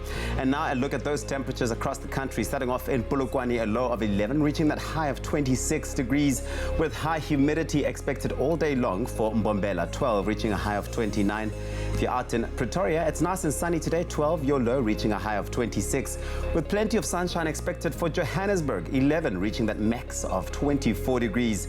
Sunny Mahikeng at 15 and 27, with Klerksdorp at 14, reaching a max of 28 degrees. If you're out in Kimberley, you've got that northwesterly wind traveling at 32 kilometers per hour, 8, that's your low, reaching a high of 30, with Bloemfontein at 9 and 27. Richards Bay is sunny today, 16 and 31, with Pietermaritzburg starting off at 12, peaking at 32 degrees. A bit of sun there for you today. Durban sunny as well, 18, reaching a high of 28. You've got the highest temperatures in the country, but you can expect some rain in Mthatha as well, 11. That's where you start off, reaching that high of 32, with a southwesterly wind traveling at 24 kilometers per hour expected in East London, and your temperatures 15 and 24. Craddock 7 and 30, with high humidity for Port Elizabeth at 12, reaching that max of 20 degrees. A couple of showers are expected out in George today, 11 and a high of 20, with the lowest temperatures in the country for Sutherland, 3, that's your low, reaching a high of 18. And you've got Cape Town coming through at 14 and 20, with Worcester starting off at 9, reaching that maximum of 22 degrees. A cold start to the morning for Springbok, 4, that's your low, reaching a high of 22, with Uppington Lustley coming through at 10 minimum and a maximum of 31 degrees. That's where we leave it for now. The next report will be just after 8 o'clock this morning. Thank you so much, brother. I'm loving scrolling through some of the amazing stories on the Facebook page, hashtag I'm staying. Okay, as it suggests, it's about solidarity, it's about staying and embracing. It's not just, I think, literal, it's figurative in it as well. And we've got Jared Petz. I'm going to shake your hand about 10 times this morning because I just love the fact that you've been able to inspire something that has really got a life of its own. This Facebook page has become a platform for South Africans to express some amazing ideas, notions, advice, and stories, real stories. So we're going to go through a couple of those stories right now. Maybe you can relate to us some of these that stand out to you, man. Yeah, listen, I mean, there's so many that stand out to us. You know, what we're seeing is a really nice mix of people coming through from all different walks of life. We're getting a lot of South African services that are posting on the page, you know, just sort of giving us a whole bunch of love. So this one is from Genevieve Kelly. Hi, I'm Zanzi. I'm Genevieve, new to this amazing group, proudly South African, also a member of SAPS, and I love looking after Mzansi and his people, which is really... and we love the fact that we have got someone like that engaging with this, because it's one thing, we often look, it's us and them when it's the police, it's us and them when it's government. To be a part of that same community. I'm going to read this one out here. Sure. A few years ago, my daughter asked if she could do a photo shoot with the woman who was always there for her when I was at work, a woman who had loved dearly, she had loved dearly and regarded as her second mother. She wanted to honor her and her culture and that what that meant to her. And these pictures are a testament to all of that. That's a South African narrative right there. Yeah, exactly. South African children with the women who have helped raise them, essentially. Absolutely, man. Yeah, absolutely. So this is, I mean, that's a lot like my my upbringing, because I was brought up on the small holdings in Walkall, you know, the south of Johannesburg. I mean, that's pretty much us, you know. Myself and my mates used to pick prickly pears off of the trees. Beautiful is that picture, man. Yeah. So it's pretty epic, you know. So we are herd boys and girls. We are herd boys and girls, a breed set apart by personal choice and love of nature and country. Our bond and our friendship are forged by in the crucible of South African. Yeah, I know. We're reading from quite a far away, yes. You have to bear with us, yeah. So anyway, I mean, the gist of the story is just amazing, you know. And I think what I love about that the most is that kids just don't see stuff the way that we see stuff. You know, kids are completely neutral, and we can learn from them, right? Completely. Make a movie about that post, man. That's absolutely beautiful, man. Hashtag I'm staying because there are people fighting tirelessly to divide us, and I will fight to unite us as South Africans. Brother, I've got to ask, what have you learnt about yourself through this campaign, knowing how surprising this reaction was and how it's grown? How do you feel differently about yourself as a South African? You know, I don't feel alone anymore. I feel like there are hundreds of thousands of us all like-minded and growing every single day. And I think that, you know, sometimes as individuals we feel like we don't have a voice, we don't have the power to make a change. And just one simple thought, one simple deed led to this. And it just goes to show you that everyone's got the ability to make a change. And we mustn't listen to that narrative that we have to rely on organizations and people around us. We don't. We rely on each other. We can rely on each other, and we can get through anything. You know, we are South Africa. We are a very strong, powerful nation. You know, we've been through a heck of a lot as a country, and we'll keep going. Yep, we are survivors, we are champions. I absolutely love that, love the logo. Whatever you do, just don't go and start a Facebook page because someone's already done that, okay? And it's awesome. But there are ways that you can support, there are ways that you can highlight the amazing things that you are doing, the amazing things that other people are doing, just like this gent over here, Jared. Thank you, well done, buddy. Thank you so much, buddy. Really, really awesome. Hopefully that's given you goosebumps for like the 10th time, just like me. But it's time to be inspired. Hashtag I'm staying. To life in the most beautiful way. Gracie.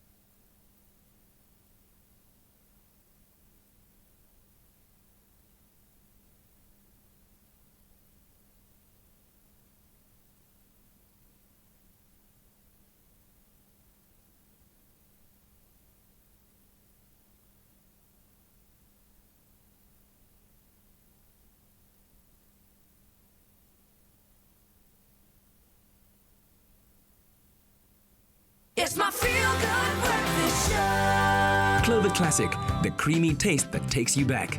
Made with love by Clover.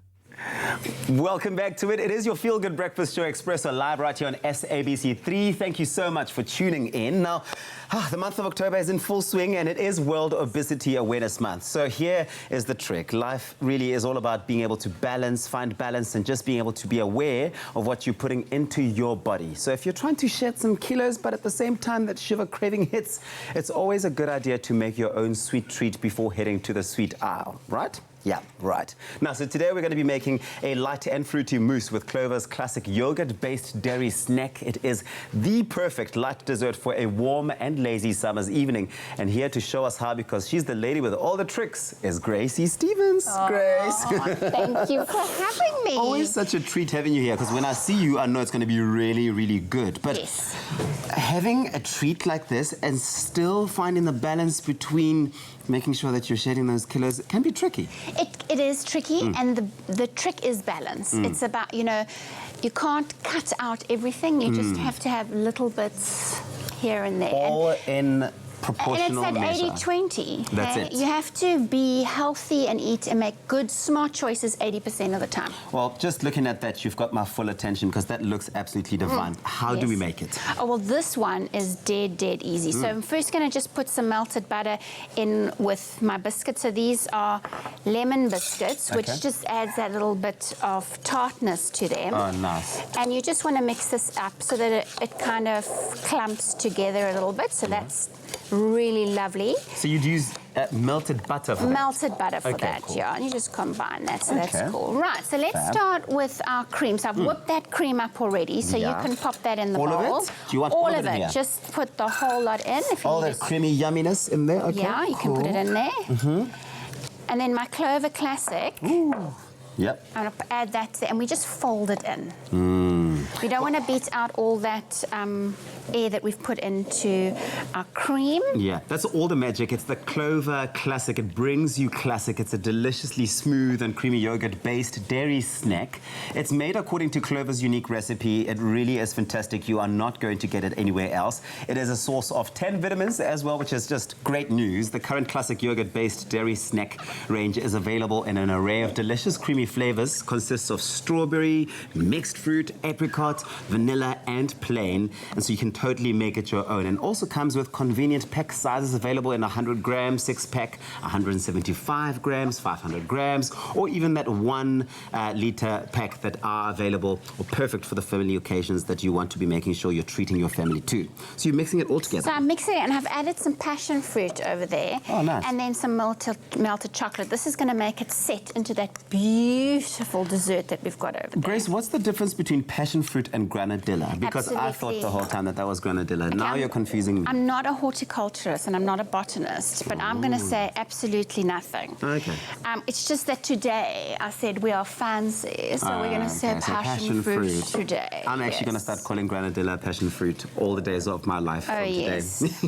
The keyword is Clover. SMS Clover to 33728 if you want the recipe sent to your phone of what we're making here, which is an absolutely divine passion fruit mousse that we're making with love using our Clover Classic dairy-based snack.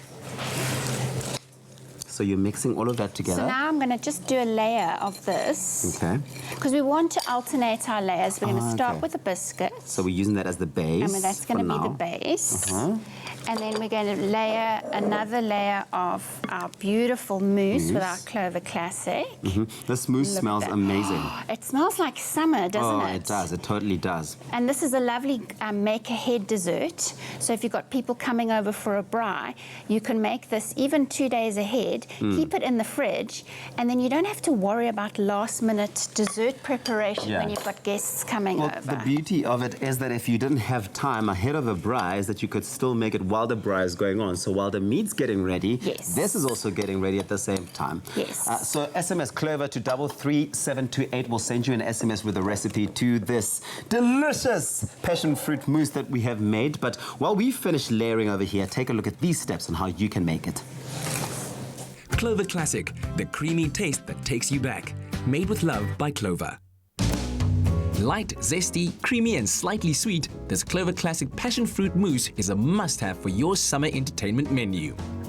Add a 1/4 cup of Clover Classic plain to a mixing bowl, followed by a 1/4 cup of granadilla pulp, and stir to combine.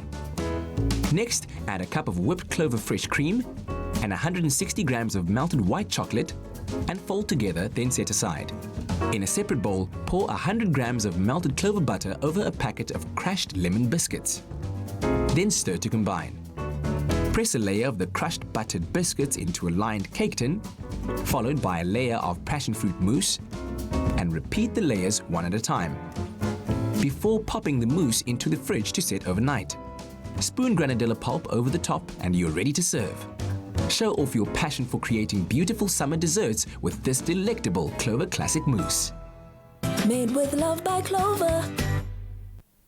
You see, it's that simple. SMS Clover to 33728 and we will make sure you get that SMS with the recipe. It is that passion fruit mousse that we've made with love by Clover, making use of only the finest. It is our yogurt-based dairy snack. It is fantastic because this is the season of indulgence, Grace. It is, it is. It's why we worked so hard in winter to get our bodies like this so that we can just Snack it up.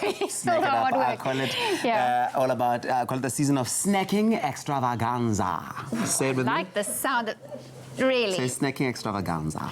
Snacking extravaganza. Should I try it again? Say extravaganza. Extravaganza. Yes, honey. Some pretty scary statistics from the World Health Organization say that 39% of all adults are overweight, with 13% classified as obese. In South Africa, 70% of women and 39% of men are overweight. Now, this is such a high percentage, and it's no surprise that almost half of the pets in South Africa are also classified as being overweight or obese. So October is Pet Obesity Month, and to chat to us a little bit more about this topic and what we can do about it, and we've got Dr. Guy Fyvie from Hills Pet Nutrition with us in studio. Guy, thanks so much for joining us. I know this is something that, from our past experiences, you are very passionate about, and understandably, maybe the first obvious question is, why are we struggling with pet obesity? Why in South Africa do we have such a high incidence? I think the point is that we, just as with ourselves, we have fat goggles, let's put it that way. We don't see the fat, we see it as normal, and that's really the issue. It's the number one problem that we're facing. So we just tend to overfeed and under-exercise, I guess, is what's happening with our pets.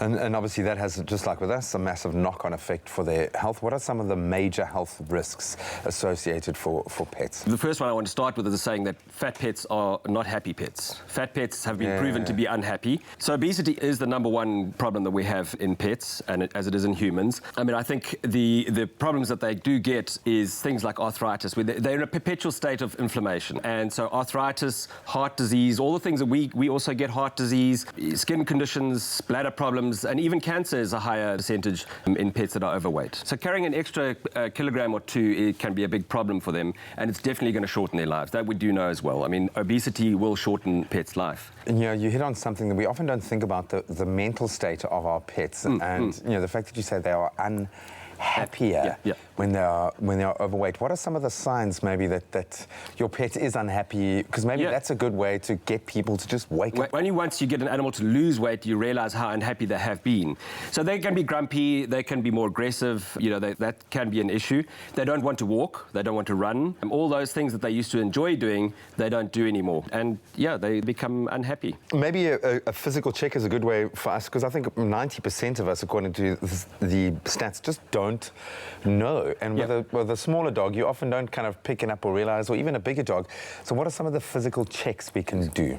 So, I mean, the first thing is they should be being checked up every year by the vet, and should be having weight checks as regularly as possible. So get professional help on this one. And October is Pet Obesity Month. Most vets will be giving a free weight check away, so you can go and take your pet in. So that's the best way, then you'll really know what's going on. The other way is to feel if you can feel the ribs. It's probably one of the best things. Do they have a waist? So looking from the top, do they have a waist? And looking from the side, do they have a tummy tuck? So in other words, there's not just a big bulgy tummy. So there are ways, just like with us, that we can deal with it, and some of them quite simple. So where do we start when wanting to reduce the weight in our pets? The first thing is to admit that there's a problem. Secondly is to do something about it. So something like Hill's prescription diet metabolic is a diet that's designed not just to have a high fiber and low fat, but it actually changes the metabolism to fat burning as opposed to fat storing. Okay. So that's really the way to go in terms of nutrition, but feeding the right amount of that is proven to get them to reduce weight in a healthy way.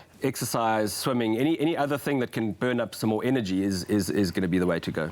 So we can cut down on treats, for example, rather do something else and to interact with your pet. So running around, doing exercise, playing with the ball. Play with him, all those things. It increases and it cuts down, and they think that's a treat for them. Beautiful pups, they really do deserve it. They aren't in a position to make these choices and decisions for themselves. So take that responsibility on yourself. Thanks so much, Guy. Make sure to talk to your veterinarian about exercise plan that will specifically benefit your pet at their specific age as well. Their weight, their breed, every breed is different, and you'll be well on your way to getting your pet on the road to recovery before it's too late. And they will love you for it, even more than they already love you. Hey, Bussy. Off. Well, it's that time of the year again where we get to meet the finalists in the annual Hills Pet Slimmer competition. Now, there are 9 finalists this year, and we are blown away by their incredible transformations. And if you'd like to read their stories, then visit petslimmer.co.za. Now, Graham will be one of the judges in this year's competition, and it's really going to be a tough call to pick the top 3 ambassadors this year. All of these pets, they are really deserving, and just getting to, get in their target weight is a massive achievement in itself. Now, the ambassador will be announced on petslimmer.co.za on the 1st of November. Keep your eyes there. Stay tuned. We're going to take a quick break. We'll see you on the other side of this. Science is at the heart of biology-based nutrition. The secret to lifelong health, it all starts with science.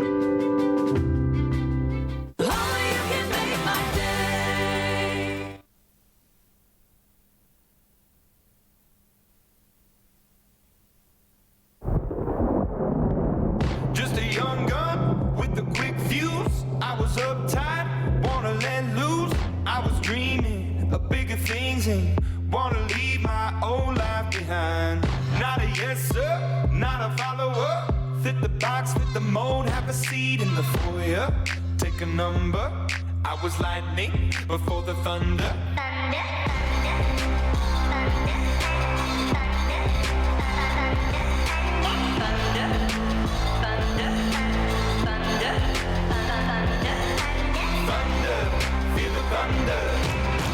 Lightning and the thunder, thunder, feel the thunder. Lightning and the thunder, thunder,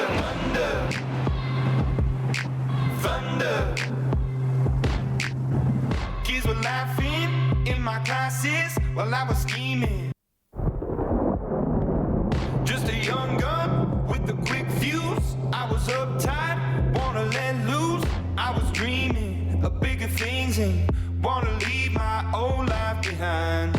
Not a yes sir, not a follower. Fit the box, fit the mold, have a seat in the foyer. Take a number. I was lightning before the thunder.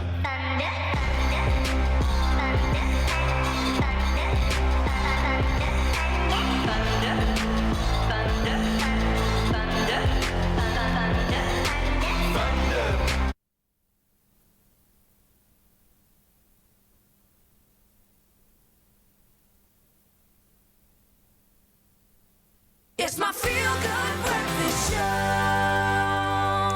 If you haven't gotten on board yet, where have you been? Welcome back. It's been an awesome show, beautiful Thursday morning, and it's only going to get better. Certainly for 6 very lucky people. If you've been looking for fame and fortune, and we're talking about a fortune, you've got to enter Tropical Island of Treasure, Curacao. You could be selected as one of the 6 contestants going to Curacao in the beautiful Caribbean, featured on TV, yes, plus standing your chance of winning R500,000 along with your celebrity partner. It's awesome. a big prize. It's a big lot of prize. money, It's right? absolutely mind-blowing. All you have to do to be a part of this action is WhatsApp the keyword TIOT9. That's TIOT9 to 063-921-8395. That's 063-921-8395. And of course, audition details can be found on there. Remember to buy Tropica for details to stand a chance of winning hundreds of thousands of prizes. There are literally over 100,000 prizes to be won. So you could be winning with Tropical Island of Treasure. You've just got to WhatsApp TIOT9 right now to 063-921-8395, and you'll get all of those audition details. T's and C's apply, and you can find them on tropica.co.za. Get entering. There's nothing smoother than winning when you buy Tropica. To enter for Tropica Island of Treasure Curacao, buy any size and your favorite flavor of Tropica in fresh or long life. Find the unique code behind the label or the sticker. Then follow the entry details on the pack and you could win daily prizes of airtime, cash, LG Q60 smartphones, 55-inch LG UHD smart artificial intelligence digital TVs, steam dishwashers, Caribbean tan hampers, or guest watches. That's more than 100,000 prizes. is. Now, for your chance at competing in Tropica Island of Treasure Curacao, record a video audition of yourself describing how you would outsmooth your competition on the island. Then load that video onto Instagram, Twitter or Facebook with hashtag TIOT9 or WhatsApp the video to 063 921 8395, and it could be you winning a share of 1 million rand plus smooth fame and fortune while flying with KLM to the Caribbean for this season of Tropica Island of Treasure Curacao. Get on it, get on it, get auditioning, enter, do it now. We saw what a difference it made in Lazan's life. 500,000 rand will change your life. It does change your life, Car, and it really new does house, set you up. Sorted. If you could enter, whose team would you want to be on? I don't know. Bo, I really like. We've got a connection. I think he would be funny, but I don't know. Interesting. Well, let us know. You enter, and maybe you could be joining your favorite celebrity at the island of Curacao. Right now, though, it's time for us to go to the world of world news with Leanne standing by. In the national news this morning, International Relations Minister Naledi Pandor has hailed the growing strong diplomatic trade and economic relations between South Africa and the United Arab Emirates at a celebration marking the 25th anniversary of the country's diplomatic relations. She said the total trade between the two countries stood at about 507 million rand in 1995 and as of 2018 had rapidly grown to a total bilateral trade of 44.5 billion rand. Addressing the same gathering, Ambassador Al-Mahali said that South Africa was one of the most important trading partners of the UAE. KwaZulu-Natal House of Traditional Leaders Chair Nkosi Patasizwe Chiliza says perpetrators of gender-based violence should not be allowed to live in traditional areas. Chiliza was addressing the media after a two-day meeting of provincial traditional leaders. Chiliza is calling on the justice system to hand down harsher sentences to people who commit such crimes. He also appealed to government to effectively control the influx of illegal immigrants. He also said they are concerned about all the undocumented nationals. Now moving further abroad, Tanzania's President John Magufuli has announced an extension to an economic crimes amnesty after prosecutors were flooded with 467 requests in the initial 7-day period. Demand for the amnesty, which allows suspects to negotiate their freedom from jail, has been so great that Magufuli agreed to extend the offer. The amnesty allows suspects held in jail for non-bailable economic crimes, mostly money laundering, to pay the government and have charges dropped against them. This means a total of $46 million for the government.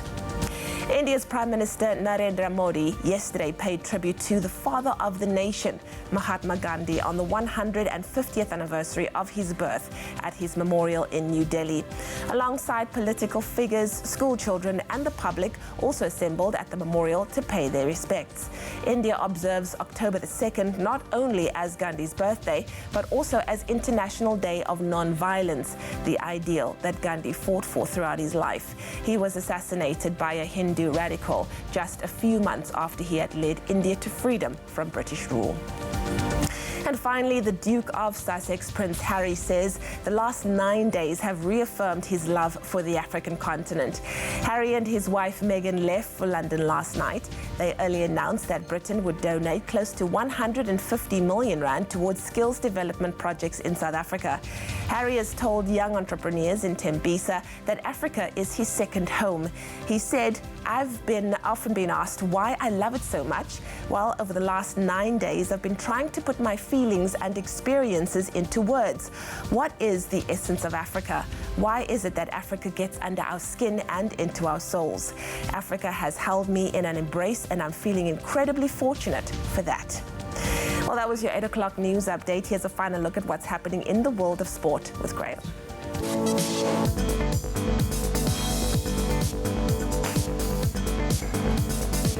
Let's kick it off with our Rugby World Cup watch. Two-time defending Rugby World Cup champions look every part the champions. New Zealand scoring an impressive 9 tries to claim a 63-0 win over Canada. That was in their Pool B clash at the Oita Stadium yesterday. It was the Barrett brothers who stole the show, becoming the first sibling trio to start in a World Cup for the All Blacks. And all 3 brothers, Geordie, Bowden and Scott, scored tries on the day. So next, New Zealand are up against Namibia in what is expected to be another very one-sided affair. That happens on Sunday, and Canada will face off against South Africa next Tuesday. Of course, South Africa in action against Italy tomorrow. Then staying with the Rugby World Cup, France registered their second win of their campaign after seeing off the USA 33-9. That was in their Pool C clash in Fukuoka City early yesterday morning. USA stayed in the match as France conceded regular penalties, made several handling errors as well, but France scored 5 tries to record the win. So the USA remain winless in the tournament. They'll face Argentina next Wednesday. France will take on Tonga on Sunday. Then on to football. In our Wednesday evening PSL action, we saw the reigning champions Mamelodi Sundowns beat Black Leopards 2-1. Maritzburg United, they claimed a 1-0 win over Baraka FC, and Polokwane City were stunned by the newly promoted Stellenbosch FC 2-0 in Polokwane. The last season's national first division winners Stellenbosch registered their first win in the Premier League division.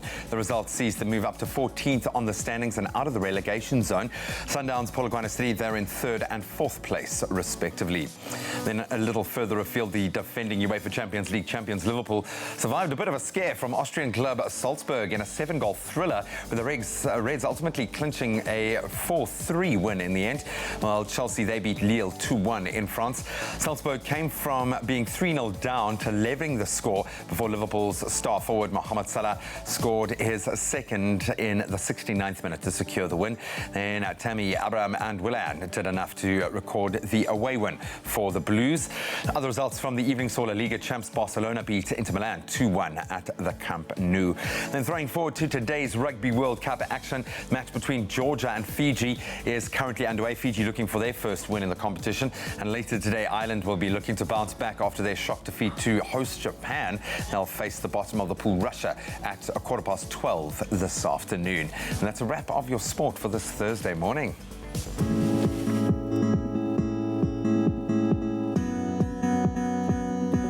Thank you very much, Jima. Let's take a final look at those roads once again, starting off in KwaZulu-Natal out in Peter Maritzburg, where there is a stationary vehicle on the N3 westbound before Market Road.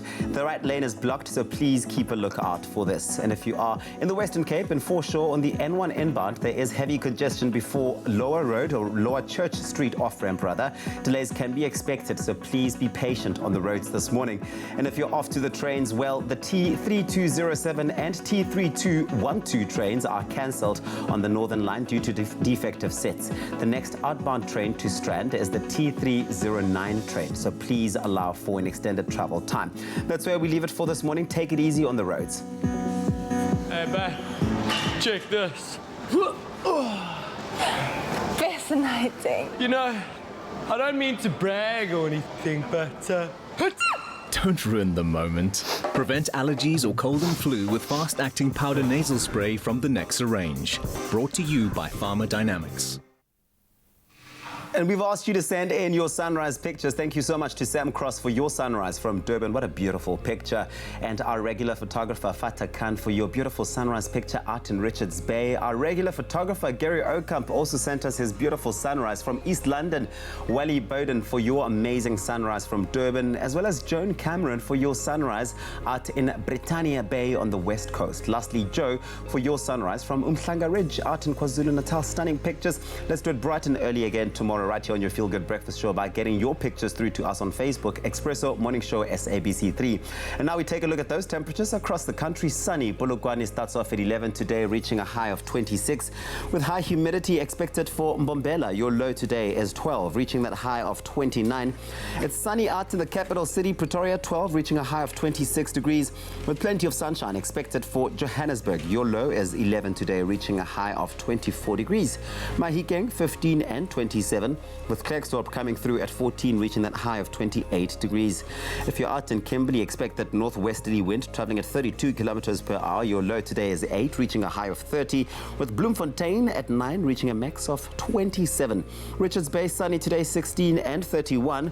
Peter Maritzburg, 12, that's your low, reaching highs of 32, with sunny Durban, South Africa's playground, at 18 and 28.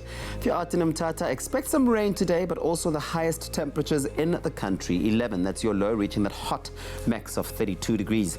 A southwesterly wind traveling at 24 kilometers per hour is expected for East London. 15, reaching a high of 24, with Craddock at 7, reaching that max of 30 degrees. High humidity for Port Elizabeth today, 12 and 20, with a couple of showers expected for George. 11, reaching that maximum of 20 degrees. Sutherland has the lowest temperatures in the country for the day, 3, reaching a max of 18, with the mother city Cape Town at 14 and 20. Worcester starts off at 9, reaching that high of 22, and a really cold start to the morning for Springbok, 4 today, reaching that high of 22 throughout the day.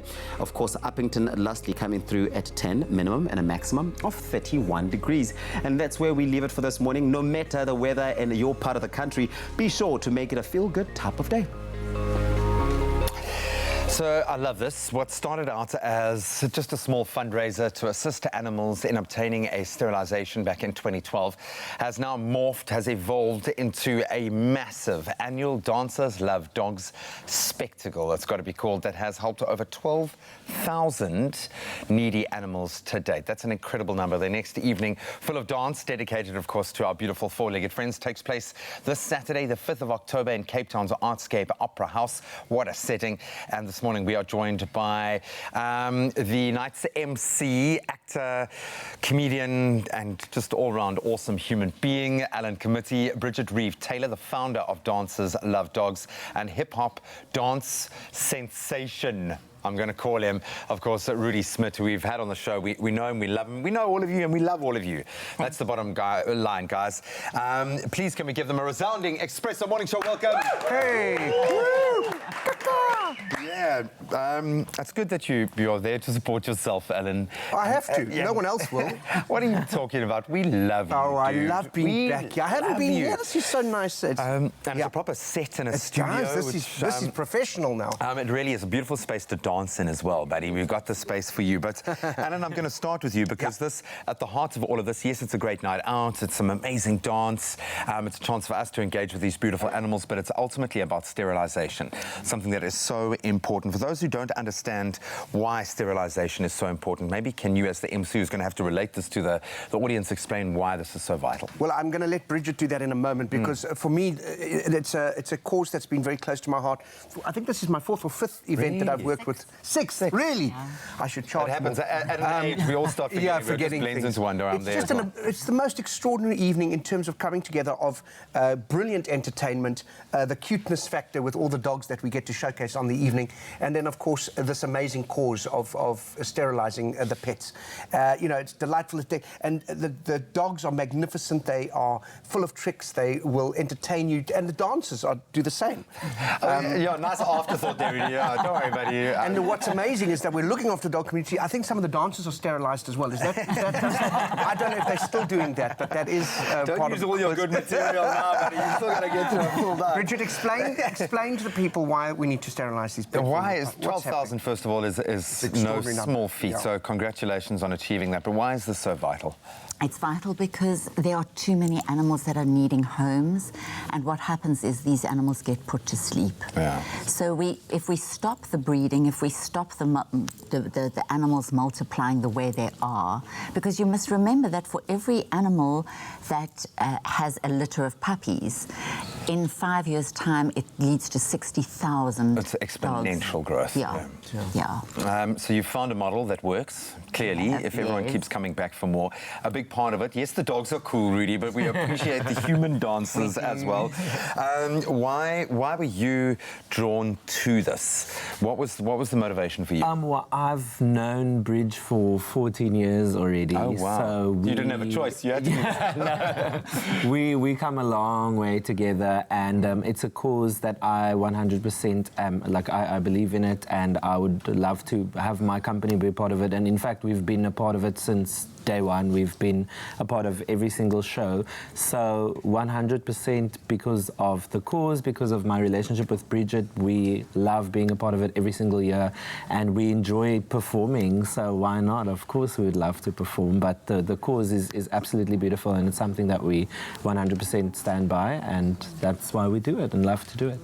It's got to be cool because the warm fuzzy feeling fades. Even with causes as good as this, absolutely, you still need to have something else, and the show has to be really good. What what do people get out of this experience? What well, do it's they a full, it's a 2.5-hour extravaganza of incredible dance styles, some of the best talent that this city has to offer. I think sometimes they bring in dance companies from across the country. So the range of material that you're working with, the dancers are all super enthusiastic. And then in between, I introduce a number of dogs. We get to meet some of these pets. Some of them, you know, are a little bit out of control and will wander around and may even urinate on the stage. And the dogs are worse. Talking about the dogs. No, I'm talking about the dogs. Okay. Yeah. I was ahead of you there. But it is. It's a madcap evening. I have so much fun every year. I get to interact with both the dancers and the dogs, and sometimes at the same time. And you know, Bridget's just done this extraordinary thing of bringing together a very entertaining evening with a great cause. And you know, I think the sales are pretty good. I'm hoping we'll have another full house on Saturday night. But people will feel good about supporting a great cause. I'm feeling really good about having you guys here. Really, we're going to see a little bit more from you and your crew in just a moment. Bridget, congratulations. Well done on everything that you've achieved so far. Really is impressive. But I think the most important thing now is to look forward to the future and what we can each do to help this incredible cause, while, of course, enjoying an amazing night of dance and humour with one of the best MCs in the land, and, you know, premium dancing entertainment as well. So make sure that you don't miss out on the 2019 edition of Dancers Love Dogs. It's this Saturday, the 5th of October, as we said, at the Artscape Opera House in Cape Town. Tickets are just 300 Rand, which is very little to pay for a night like this. And remember, one seat equals one sterilisation. That's the most important part. Your tickets can be purchased at computicket.com.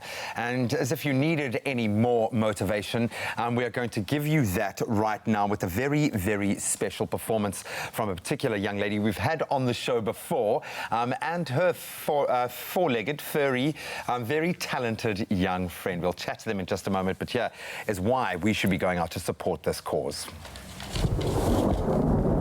Just a young gun with a quick fuse. I was uptight, wanna let loose. I was dreaming of bigger things and wanna leave my old life behind. Not a yes sir, not a follower.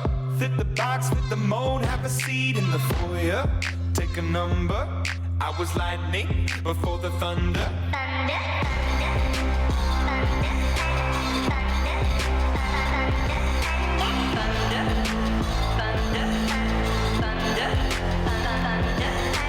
Thunder, feel the thunder. Lightning and the thunder. Thunder, feel the thunder. Lightning and the thunder. Thunder, thunder. Thunder. Kids were laughing in my classes while I was scheming for the masses. Who do you think you are?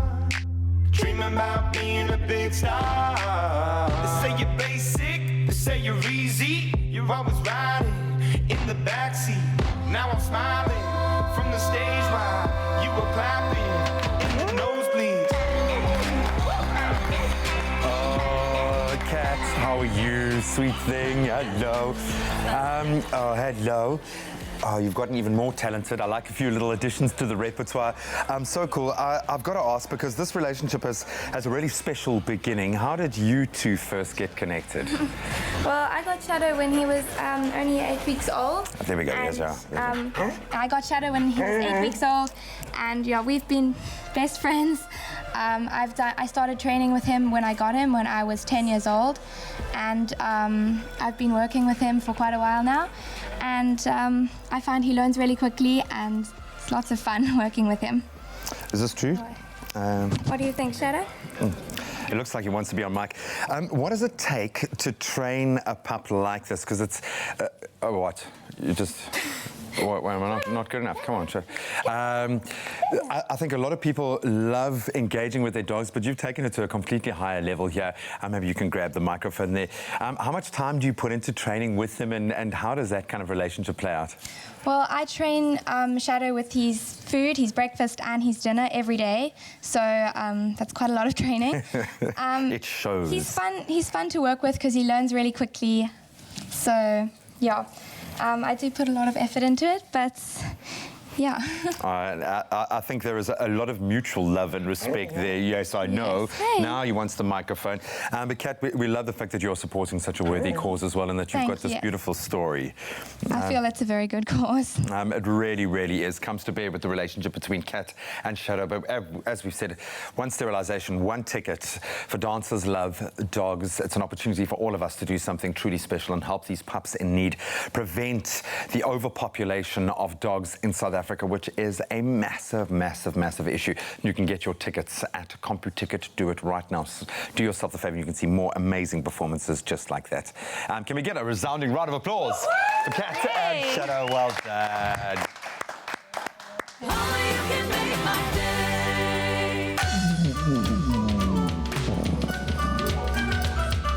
Nap time just got extra cuddly. Get a free cuddle pillow when you buy 2 bags of Hill's pet food.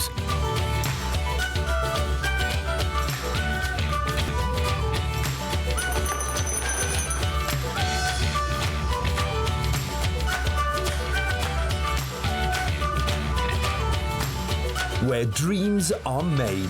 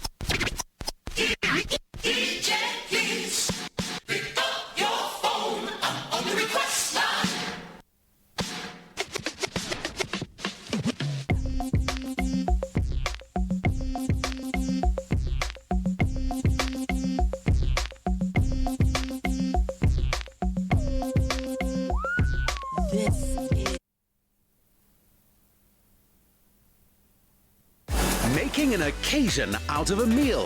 The perfect atmosphere, even a show-stopping ensemble, is the level of taste that makes someone a taste master.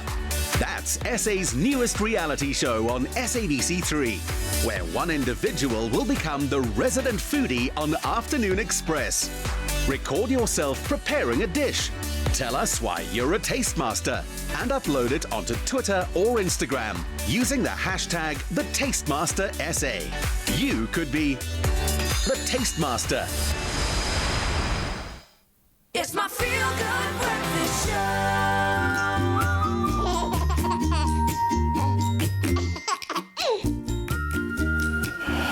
Welcome back, you beautiful souls. Thank you so much for tuning in. You're live with Expresso. You know what that gorgeous little giggle means. Time for a little baby talk. And a new baby, we know this, I know this from my own experience, can be very expensive with such a wide variety of toys on the market, and how susceptible we are as new parents to want to buy these toys or be pressured into doing it. It's easy to feel that pressure to buy what you think are the best products on the market because your child deserves it. How does a parent ultimately choose? Well, on today's Baby Talk, occupational therapist Meg Thora will help us figure out what to consider as our little one's imagination emerges, because that's why we play. We play to learn and we play to ignite the imagination. So Meg, thank you so much for joining us. What ultimately does a baby do? Does a baby need toys? Yeah, no, they do need toys because one thing we know about human beings' brain is that when babies are born, there's lots of neurons in the brain, but no connections between them. So that first kind of 3 years of life is a time of making huge connections, and that happens through experiences. So the more wide and varied babies' experiences are, the more those connections will form, and part of creating those connections is having toys, because toys create opportunities for learning. So toys are important, but they're not the be-all and end-all, because what we do know about the human brain is that those connections happen more in the context of a relationship than with something material. So the relationship and the play that happens with a parent is actually more important than the toys themselves. moral of the story, you must play with the toys as well, with your child. Absolutely. Have a little bit of fun. So what developmental goals should those toys then cover? What are the milestones that we're looking at to foster in that toy selection? Yeah. So I suppose you could say that there are 4 main areas of development. One is gross motor, those kind of big body movements that takes your baby from lying on the floor through to being a running, jumping, skipping toddler. Then there's the fine motor skills, which is just being able to control your fingers and being able to eventually write. Then there's your cognitive skills, which has to do with learning, language, concepts, color concepts, that sort of thing. And then there are the emotional skills. So those are which is connecting with another human being. So those are the 4 areas, and a good selection of toys, and it's important we don't have too many, but a good selection of toys should cover each of those different bases: gross motor, fine motor, cognitive, and then emotional.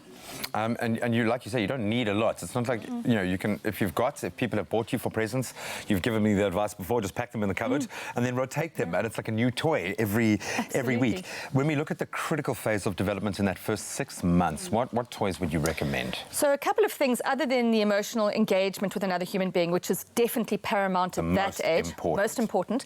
But a couple of things that are happening. First of all, babies need to learn to focus properly. So visual skills are important. So an example of a nice toy for that would be putting a baby under a mobile. So most of us do have little mobiles.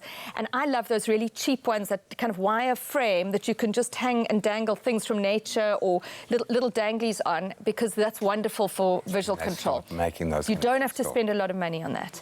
Another good one for little ones of that age are things like rattles and things they can hold, because one of the other skills your 0 to 6 month old is working on is fine motor skills. Grabbing and then eventually hopefully letting go as well, because they have to learn that. And then they're also working on auditory and language skills, and so things like music are very important. So you can just play music in the background. So those are kind of the 3 categories. And then the final one for that 0 to 6 month old stage is they need a lot of tummy time. So a really nice activity mat on the floor, or even like a little mirror that they can that kind of motivates them to lie on their tummy and look into the mirror to raise their head. That would be important for that age group. So now we move from raising our head and putting ourselves up to actually sitting and getting a nice firm little back.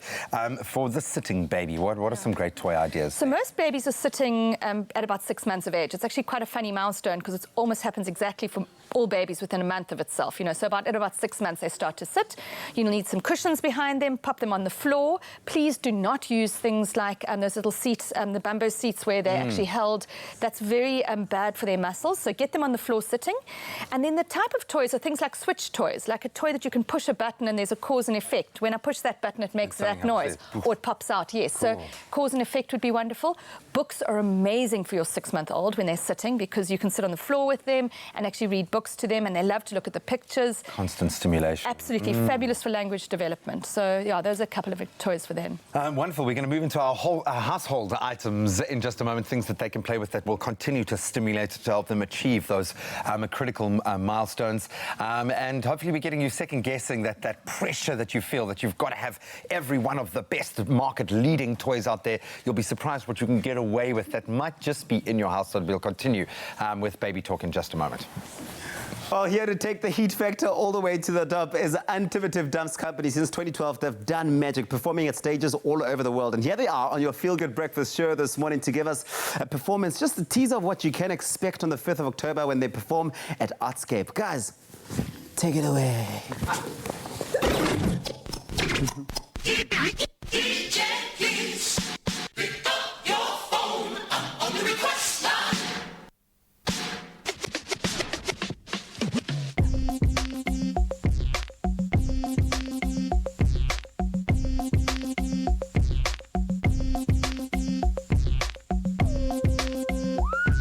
This is a Missy Ellie one-time exclusive. Come on! Is it worth it? Let me work it. I put my thing down, flip it and reverse it. It's your primitive is why I need. It's your primitive is why I need. If you got a big, let me search it to find out how hard I gotta work. Yeah, it's your primitive is why I need. It's your primitive is why I need. Come on.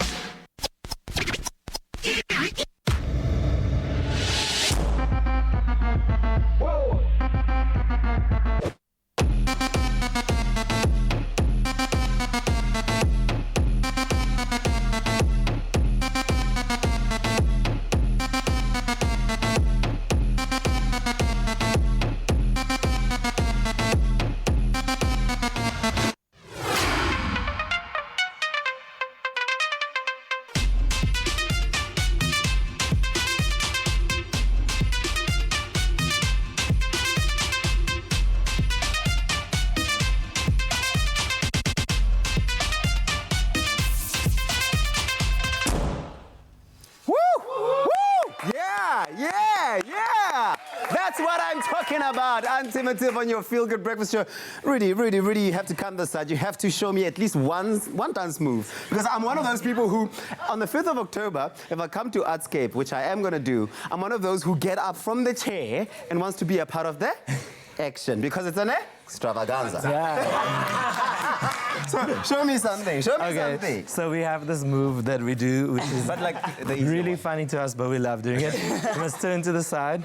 Your right arm goes up first. Okay. You literally just go right, left, and then you repeat and you look to the front, right, left. I suppose you can do this sitting down in the theatre. You can just sit down, do it wherever. Did you actually just like craft it specifically for dummies, like for me? Or is it something you actually really do? No, this is something we actually really do. Cool. Well, if you're at home watching right now and you're buying your tickets, the 5th of October Artscape, that's where it's happening. And then you might just want to like tilt further and then, we'll see you after this.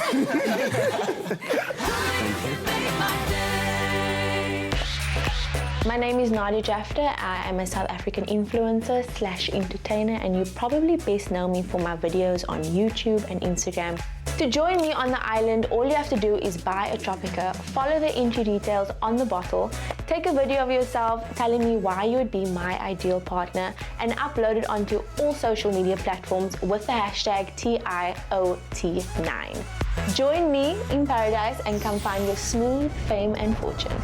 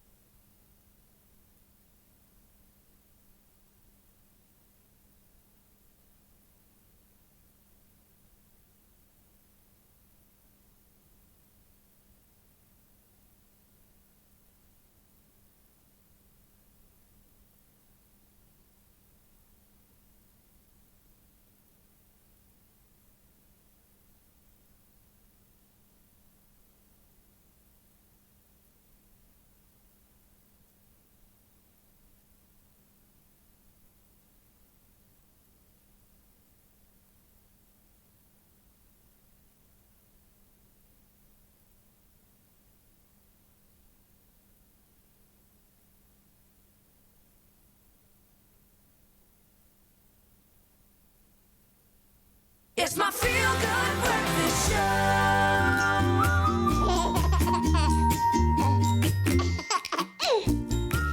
Welcome back. You're live with Expresso. Thank you so much to Rudy Smith and his incredible dance crew for their dance performance. But now we turn back to baby talk, and we are talking about toys, about meeting some of those very important milestones, but also igniting the imagination within our child, and maybe steering away from that pressure that all new parents especially feel, that you've got to give the best and that you've got to spend the most to give the best. And Meg is with us, who is a genius in these spaces because she thinks about it from the parent's perspective as well, which I love. So let's kind of really reduce things down here and not spend any money. What can I grab maybe from the kitchen? What household items make good toys? My mother used to bring home boxes all the time. For me, it was the best thing ever. No, but for baby's development, what can we use around the house? So the very best toy in the whole world is what you've just mentioned, and that's a box. So if you ever get a tumble dryer, or, I mean, even if you, just any size box, that's the biggest thing. And what happens with a box is a box can be anything. Today it's a car. Tomorrow it's just used to put things in and take things out. The next day it's a tunnel. And so really boxes are the #1 toy that you can have, and it's cheap as anything. I mean, you can go and buy a box from a storage company, and that would be the best toy you could buy for your baby. It'll cost you way less than any other toy. So that's the #1 for sure. No, it's definitely the #1 toy. And particularly going into the toddler years as well. Other than that, household items are really fabulous. So things like pots and pans can encourage musicality. They can also teach concepts of in and out, and does it fit? That's a spatial concept. So definitely pots and pans. Jugs and water. Every toddler, I mean, you must say that your little one must love it. Fascinating. Yeah. Fascinated by jugs and water. So just a jug, a bucket of water, watch your little one, don't leave him alone with water, and then just pouring, or even in the bath, just pouring. That's fabulous for fine motor control, really important.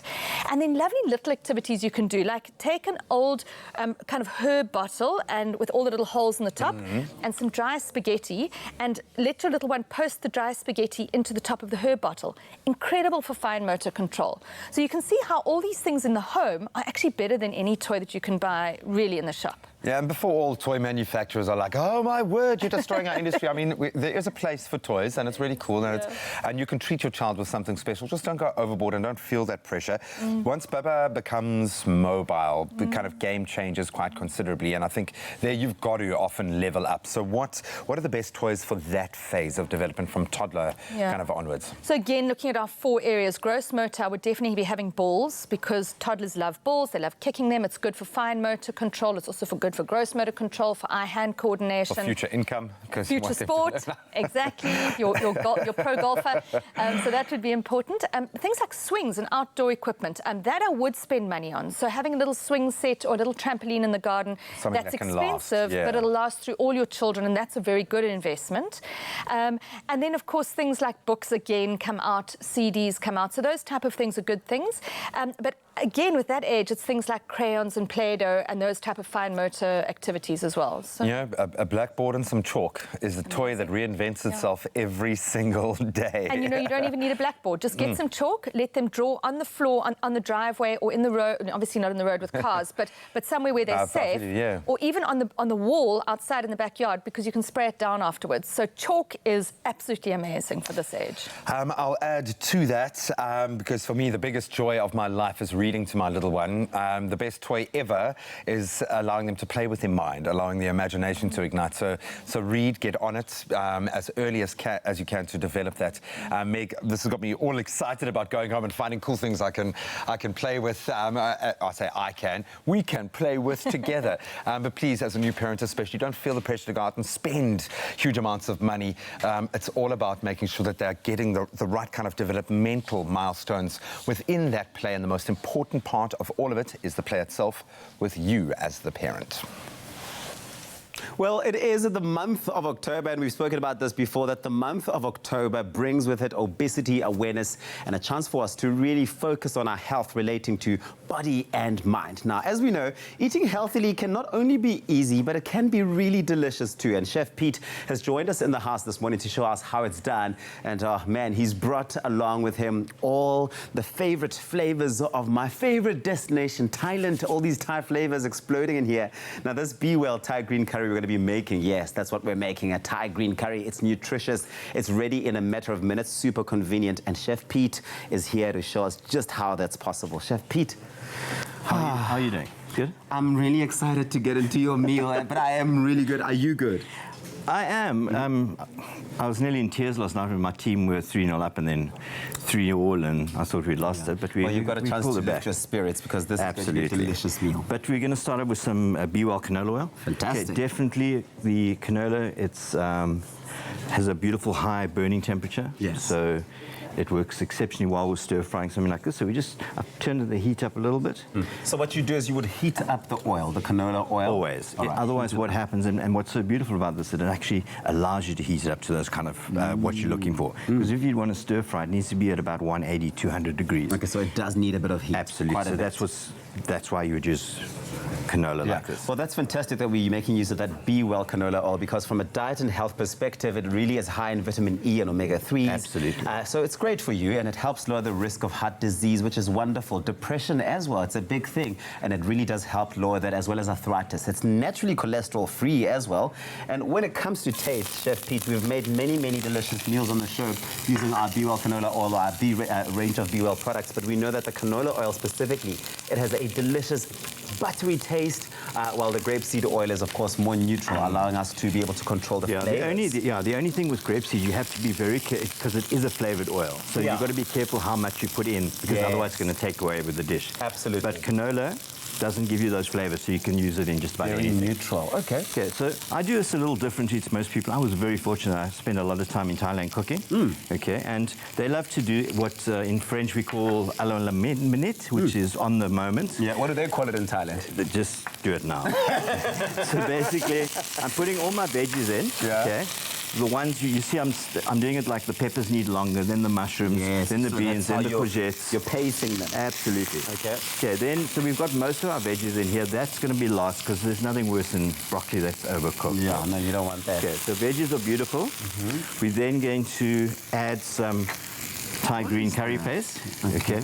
You can make it yourself, but the ingredients that are in here, it's actually probably better just to buy it. Oh, is it? For the convenience as well. Absolutely, absolutely. So and why I do it this way is so that the curry paste actually coats all the veggies, as opposed to just the sauce being Thai green curry, and then the veggies have no flavor. Okay, so you want the flavor to come through so you right from the mix that right through together. Yeah. Okay. And lastly, before we add those last veggies, we're going to take some ginger, and they would normally use galangal as opposed to ginger, and then some garlic. So we're going to throw that in. You're going to mix the two. Mix the two, but they both tend to burn very quickly, and they don't like a lot of heat. So is that why you're leaving them for towards absolutely. the end of the So now what we're going to do is we're going to add some coconut cream or coconut milk. Yeah. The creaminess. Well, the keyword to this is Be Well. SMS Be Well to 33728 if you want to see SMS to the link. It's exploding in here, and I absolutely love it. I'm not coping. I'm really just looking forward to eating this. Then throw the rest of the coconut milk in. Give it a good stir, and you want those veggies nice and crisp. You don't want to overcook it. Okay, we're then going to just add some broccoli. We literally have everyone that moved from all of their corners around the studio here. They've come towards the kitchen side. The dancers, Unlimited, how good were they left their couch and they're here now. Wow, they were phenomenal, weren't they? You have a community of dancers to feed up. Okay, lastly we add our peas, because we want them to stay nice and bright. Yeah. Okay. And something we don't use that much of because of the flavors in the Thai green curry paste has its own seasoning, but a little bit of salt. And a little bit of pepper. Okay. Yeah. Lastly, what you would add to taste is Thai fish sauce. Okay, that's Where do you get that? Can you buy any supermarket? Really? Yeah, it's very easy and available anywhere. And then definitely it can't be Thai if it doesn't have coriander. Oh yeah, no. And some lime. You would definitely be getting it wrong. But that keyword once again is Be Well. SMS Be Well to 33728. We will gladly send you an SMS. In that SMS, there'll be a link to the recipe. You too can make a Thai green curry that is inspired by the healthy benefits of Be Well, that canola oil that we've made use of here. And you will see and be able to do it in the Chef Pete way. Chef Pete, this is what it would look like in the end. Are we going to taste that? Well, I would like to taste it. You don't even have to ask. You don't have to ask you twice. Huh? No, not even once. Okay, are you gonna join me in tasting? Definitely. Oh, look at the dancers salivating. I'm sure they'll be here in a second. Delicious, really delicious. All the flavors of it are coming through. And the veggies are so crispy. It's beautiful. Be Well to 33728. Thank you so much, Chef Pete. Love it. Love your work. Thank you, man.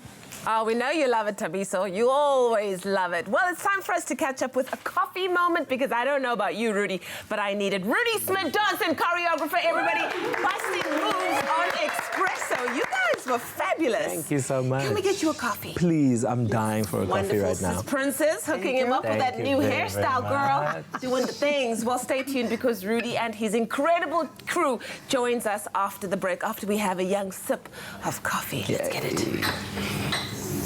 Only the highest grade Arabica beans. McAfee, great coffee, simple. See you after the break. Tonight on The Next Brand Ambassador, the remaining contestants realize that the ball is in their court as teams are determined by chance and the stakes get even higher. Wow, what a team. This is difficult. We're not giving you free lessons, Nkanyi. You just have to catch up. Anything that comes out from the she-devil's mouth is a waste of time. That's The Next Brand Ambassador, tonight at 7:30 p.m. on SABC3.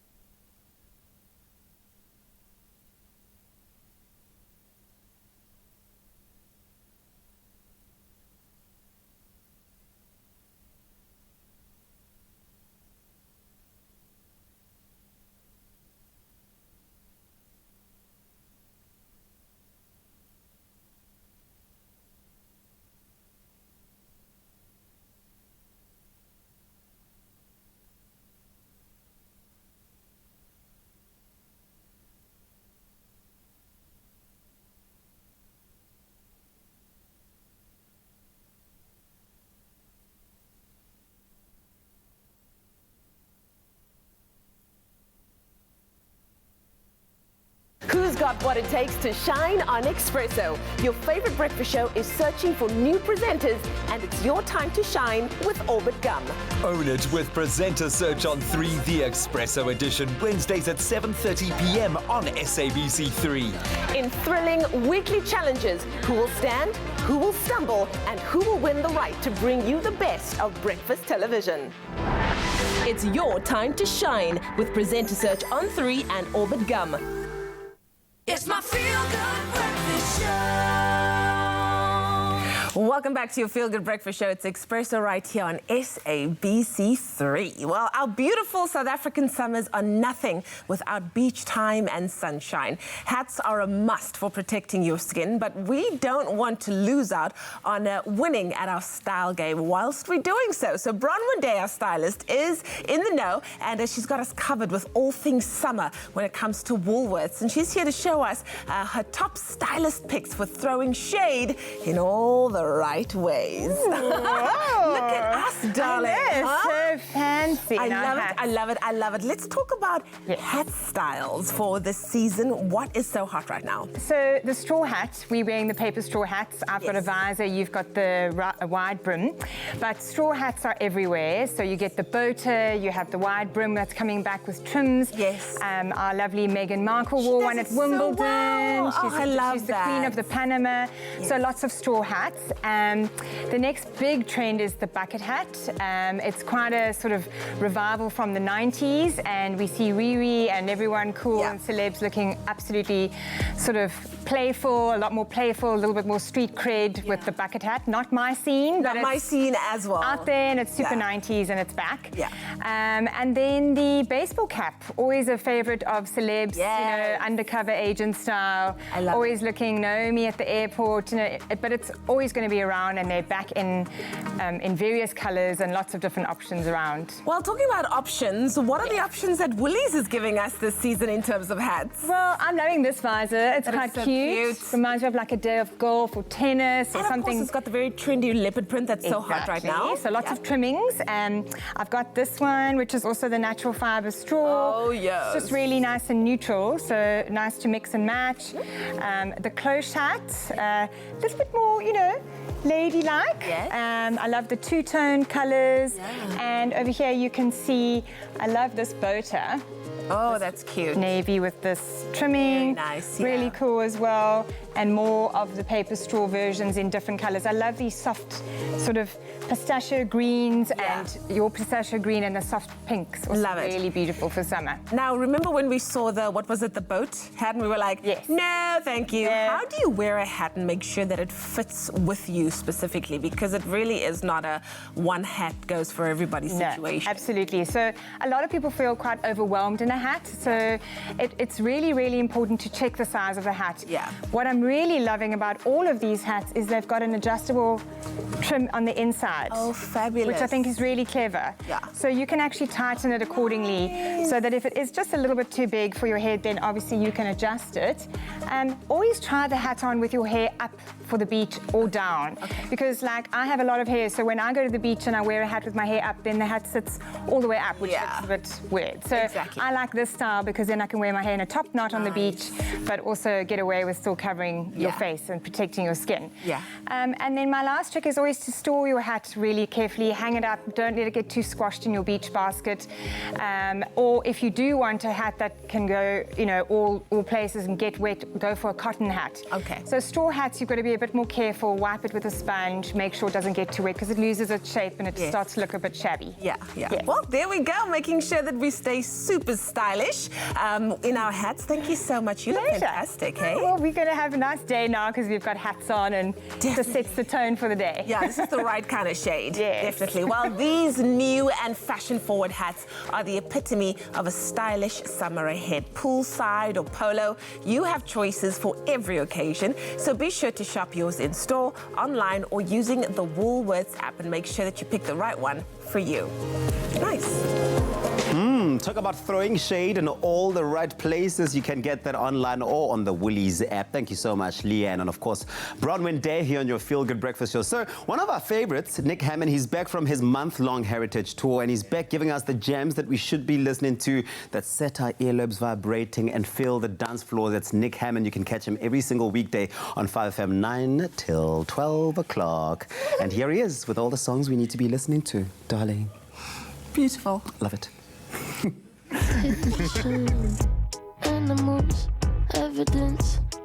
Hey, what is up? What is going on, you guys? It's me, Nick Hammond, and I'm officially back from the Hammond Time Heritage Tour here with yet another week of Beats Uncovered, the hottest music from the 5FM playlist. Let me jump straight in with pick number 1 this week. I've got brand new from Billie Eilish called All the Good Girls Go to Hell.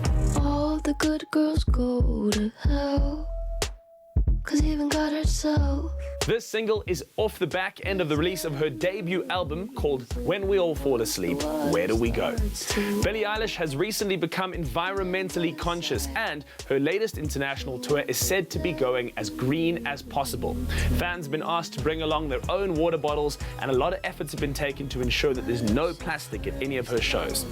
When she released the music video for this song, which is super dark, super Billie Eilish and super cool, she also released a string of Instagram stories expressing her support for the green movement. Check out pick number 1 this week from Billie Eilish on Beats Uncovered. Your cover-up is caving in. Man is such a fool, why are we saving him? Poisoning themselves now, begging for our help. Wow. The second pick that I have for you guys this week comes from Ed Sheeran, Camila Cabello, and Cardi B, and it's a track called South of the Border. Jump in that water, be free. Come south of the border with me. Ed Sheeran has recently been releasing a whole horde of projects, collaborations with various artists. Now he's teamed up with Cardi B and Camila Cabello, 2 major stars in the world of music, to bring us this latest hit single. Also, if you've been following the trial of Tekashi 6ix9ine, you'll know that recently Cardi B's name was mentioned by him as a potential member of the Bloods gang. Cardi B has since laughed off the allegations in one of the most interesting trials in hip-hop history. And check out the single that I think is going to be a major smash hit as pick number 2 this week on Beats Uncovered. So I'm gonna put my time in line. I won't stop until the angels say, jump in that water, be free. Come south of the border with me. Then my third and final pick this week is, of course, a local track. I love local music and play it as often as possible as I can on my radio show. It's Beacon Isle from Short Straw.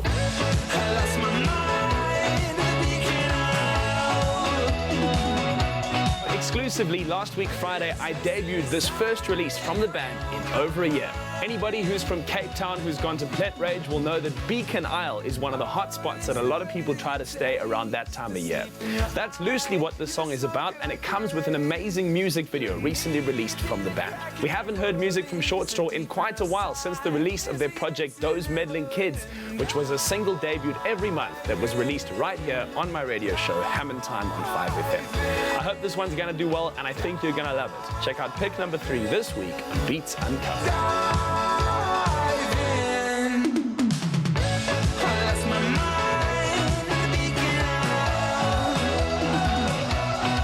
As always, you guys, thank you so much for watching. Make sure to keep listening to me, Nick Hammond, on your favorite radio show, Hammond Time, Mondays to Fridays from 9 to 12. And every week, right here on Expresso, as I bring you the latest music from the 5FM playlist, Beats Uncovered. Have a great day. Look after yourself. Cheers.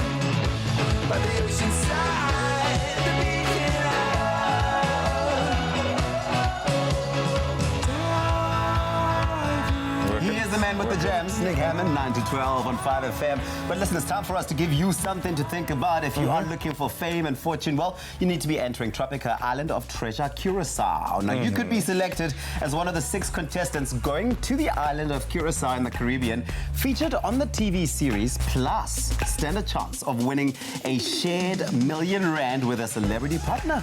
Oh man, 500,000 Rand. That is amazing. So what you got to do is WhatsApp the keyword TIOT9 to 0839218395, and you'll get all of the audition details. You want to take note of those details and get on it. And remember to buy your Tropica for details as well, and also how you can stand a chance of winning literally hundreds of thousands of prizes. It could be you winning with Tropica Island of Treasure. So WhatsApp TIOT9 now to 0639218395 for audition details. And all those terms and conditions and more information about one of the coolest competitions in the world can be found on tropica.co.za. Well, Antimotive dance companies in studio, Rudy and Jared, are going to blow you away after the break. So I would highly suggest that you don't move a muscle, because they'll be doing it for you.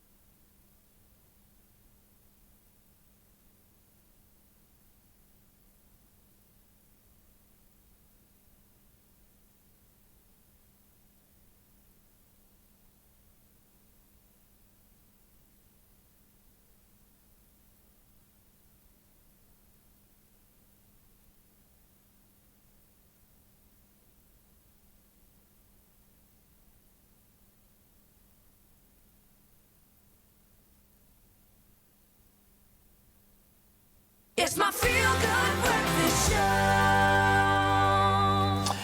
Welcome back, guys. Just a few more moments left to savor of what has been an awesome show, a very positive show, and I think we've proven that positivity is infectious. The hashtag I'm Staying Facebook page, really cool, dedicated to South Africans that believe in this country. And we've been asking you guys, why do you love South Africa? And you've answered with some pretty cool posts yourselves. Exactly. How about this one from Teresa Davis Stewart that says, I am 69. I was born here. South Africa is in my blood. We live in the most beautiful country in the world. It's diverse, and we truly have people who are warm-hearted. The politicians and news thrive on sensationalism and only report the bad stuff happening in South Africa. I have decided to look at our country and its people through new eyes. I have children and grandchildren, and I want a good future for them. Only us as the people can make this country change by changing our attitudes. I love the positivity of hashtag I am staying page, and therefore I am staying to be a part of the change. Come on! Yeah. Yes, Teresa. We love that. Thank you so much for taking the time to write that beautifully put prose there. Absolutely love the message, not just about I'm staying in the country, but it's about being present while you are here in South Africa. What else have we got? We have another one. Patricia Williams says, good morning, Expresso family. As I said before, I will never change the beauty of my love for South Africa. Take a good look, family. Look at the different cultures, different official languages. Doesn't matter the economy being low, but the love for each other, it's so much more. It's like family. And South Africa being the third world country, the most praying people. So love that more. Love that we are praying people. I love that. Come on. Beautiful to Patricia and Teresa. Thank you for that. Here we are. Hashtag I'm staying. We are staying, we are present, we are praying. Whatever way you choose to express your love for this beautiful country, the time to do it is now. Come on now. What a positive Feel Good Thursday we've had here on your Feel Good Breakfast Show. Thank you so much for choosing to tune in and being a part of it. Unlimited Dance, they are here. Guys, if you guys feel like you've had Jared and Rudy, if you feel like today's been a Feel Good show, strike a pose. That's it. Here's one more performance before we go. It's called Terrible Twins. Take it away.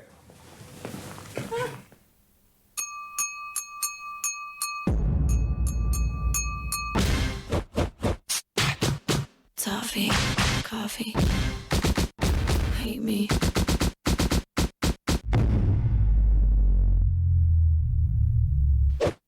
Uh-oh, uh-oh. Stick like toffee, sip like coffee, wake up, change your mind and drop me love to hate me, crazy, shady, spin me on like hot wasabi.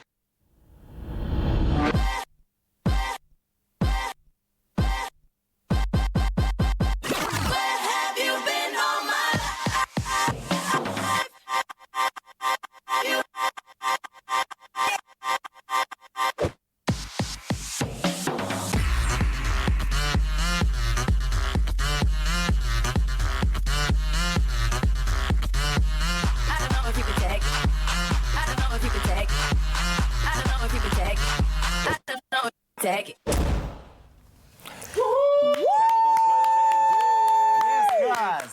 Don't amazing. check it out. Competition, you can get your tickets. We love you. Don't forget to join us for our 9th birthday celebration. It's a big one.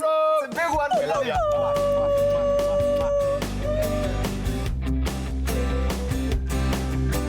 Expresso Morning Show, made with love by Clover. Another Feel Good production.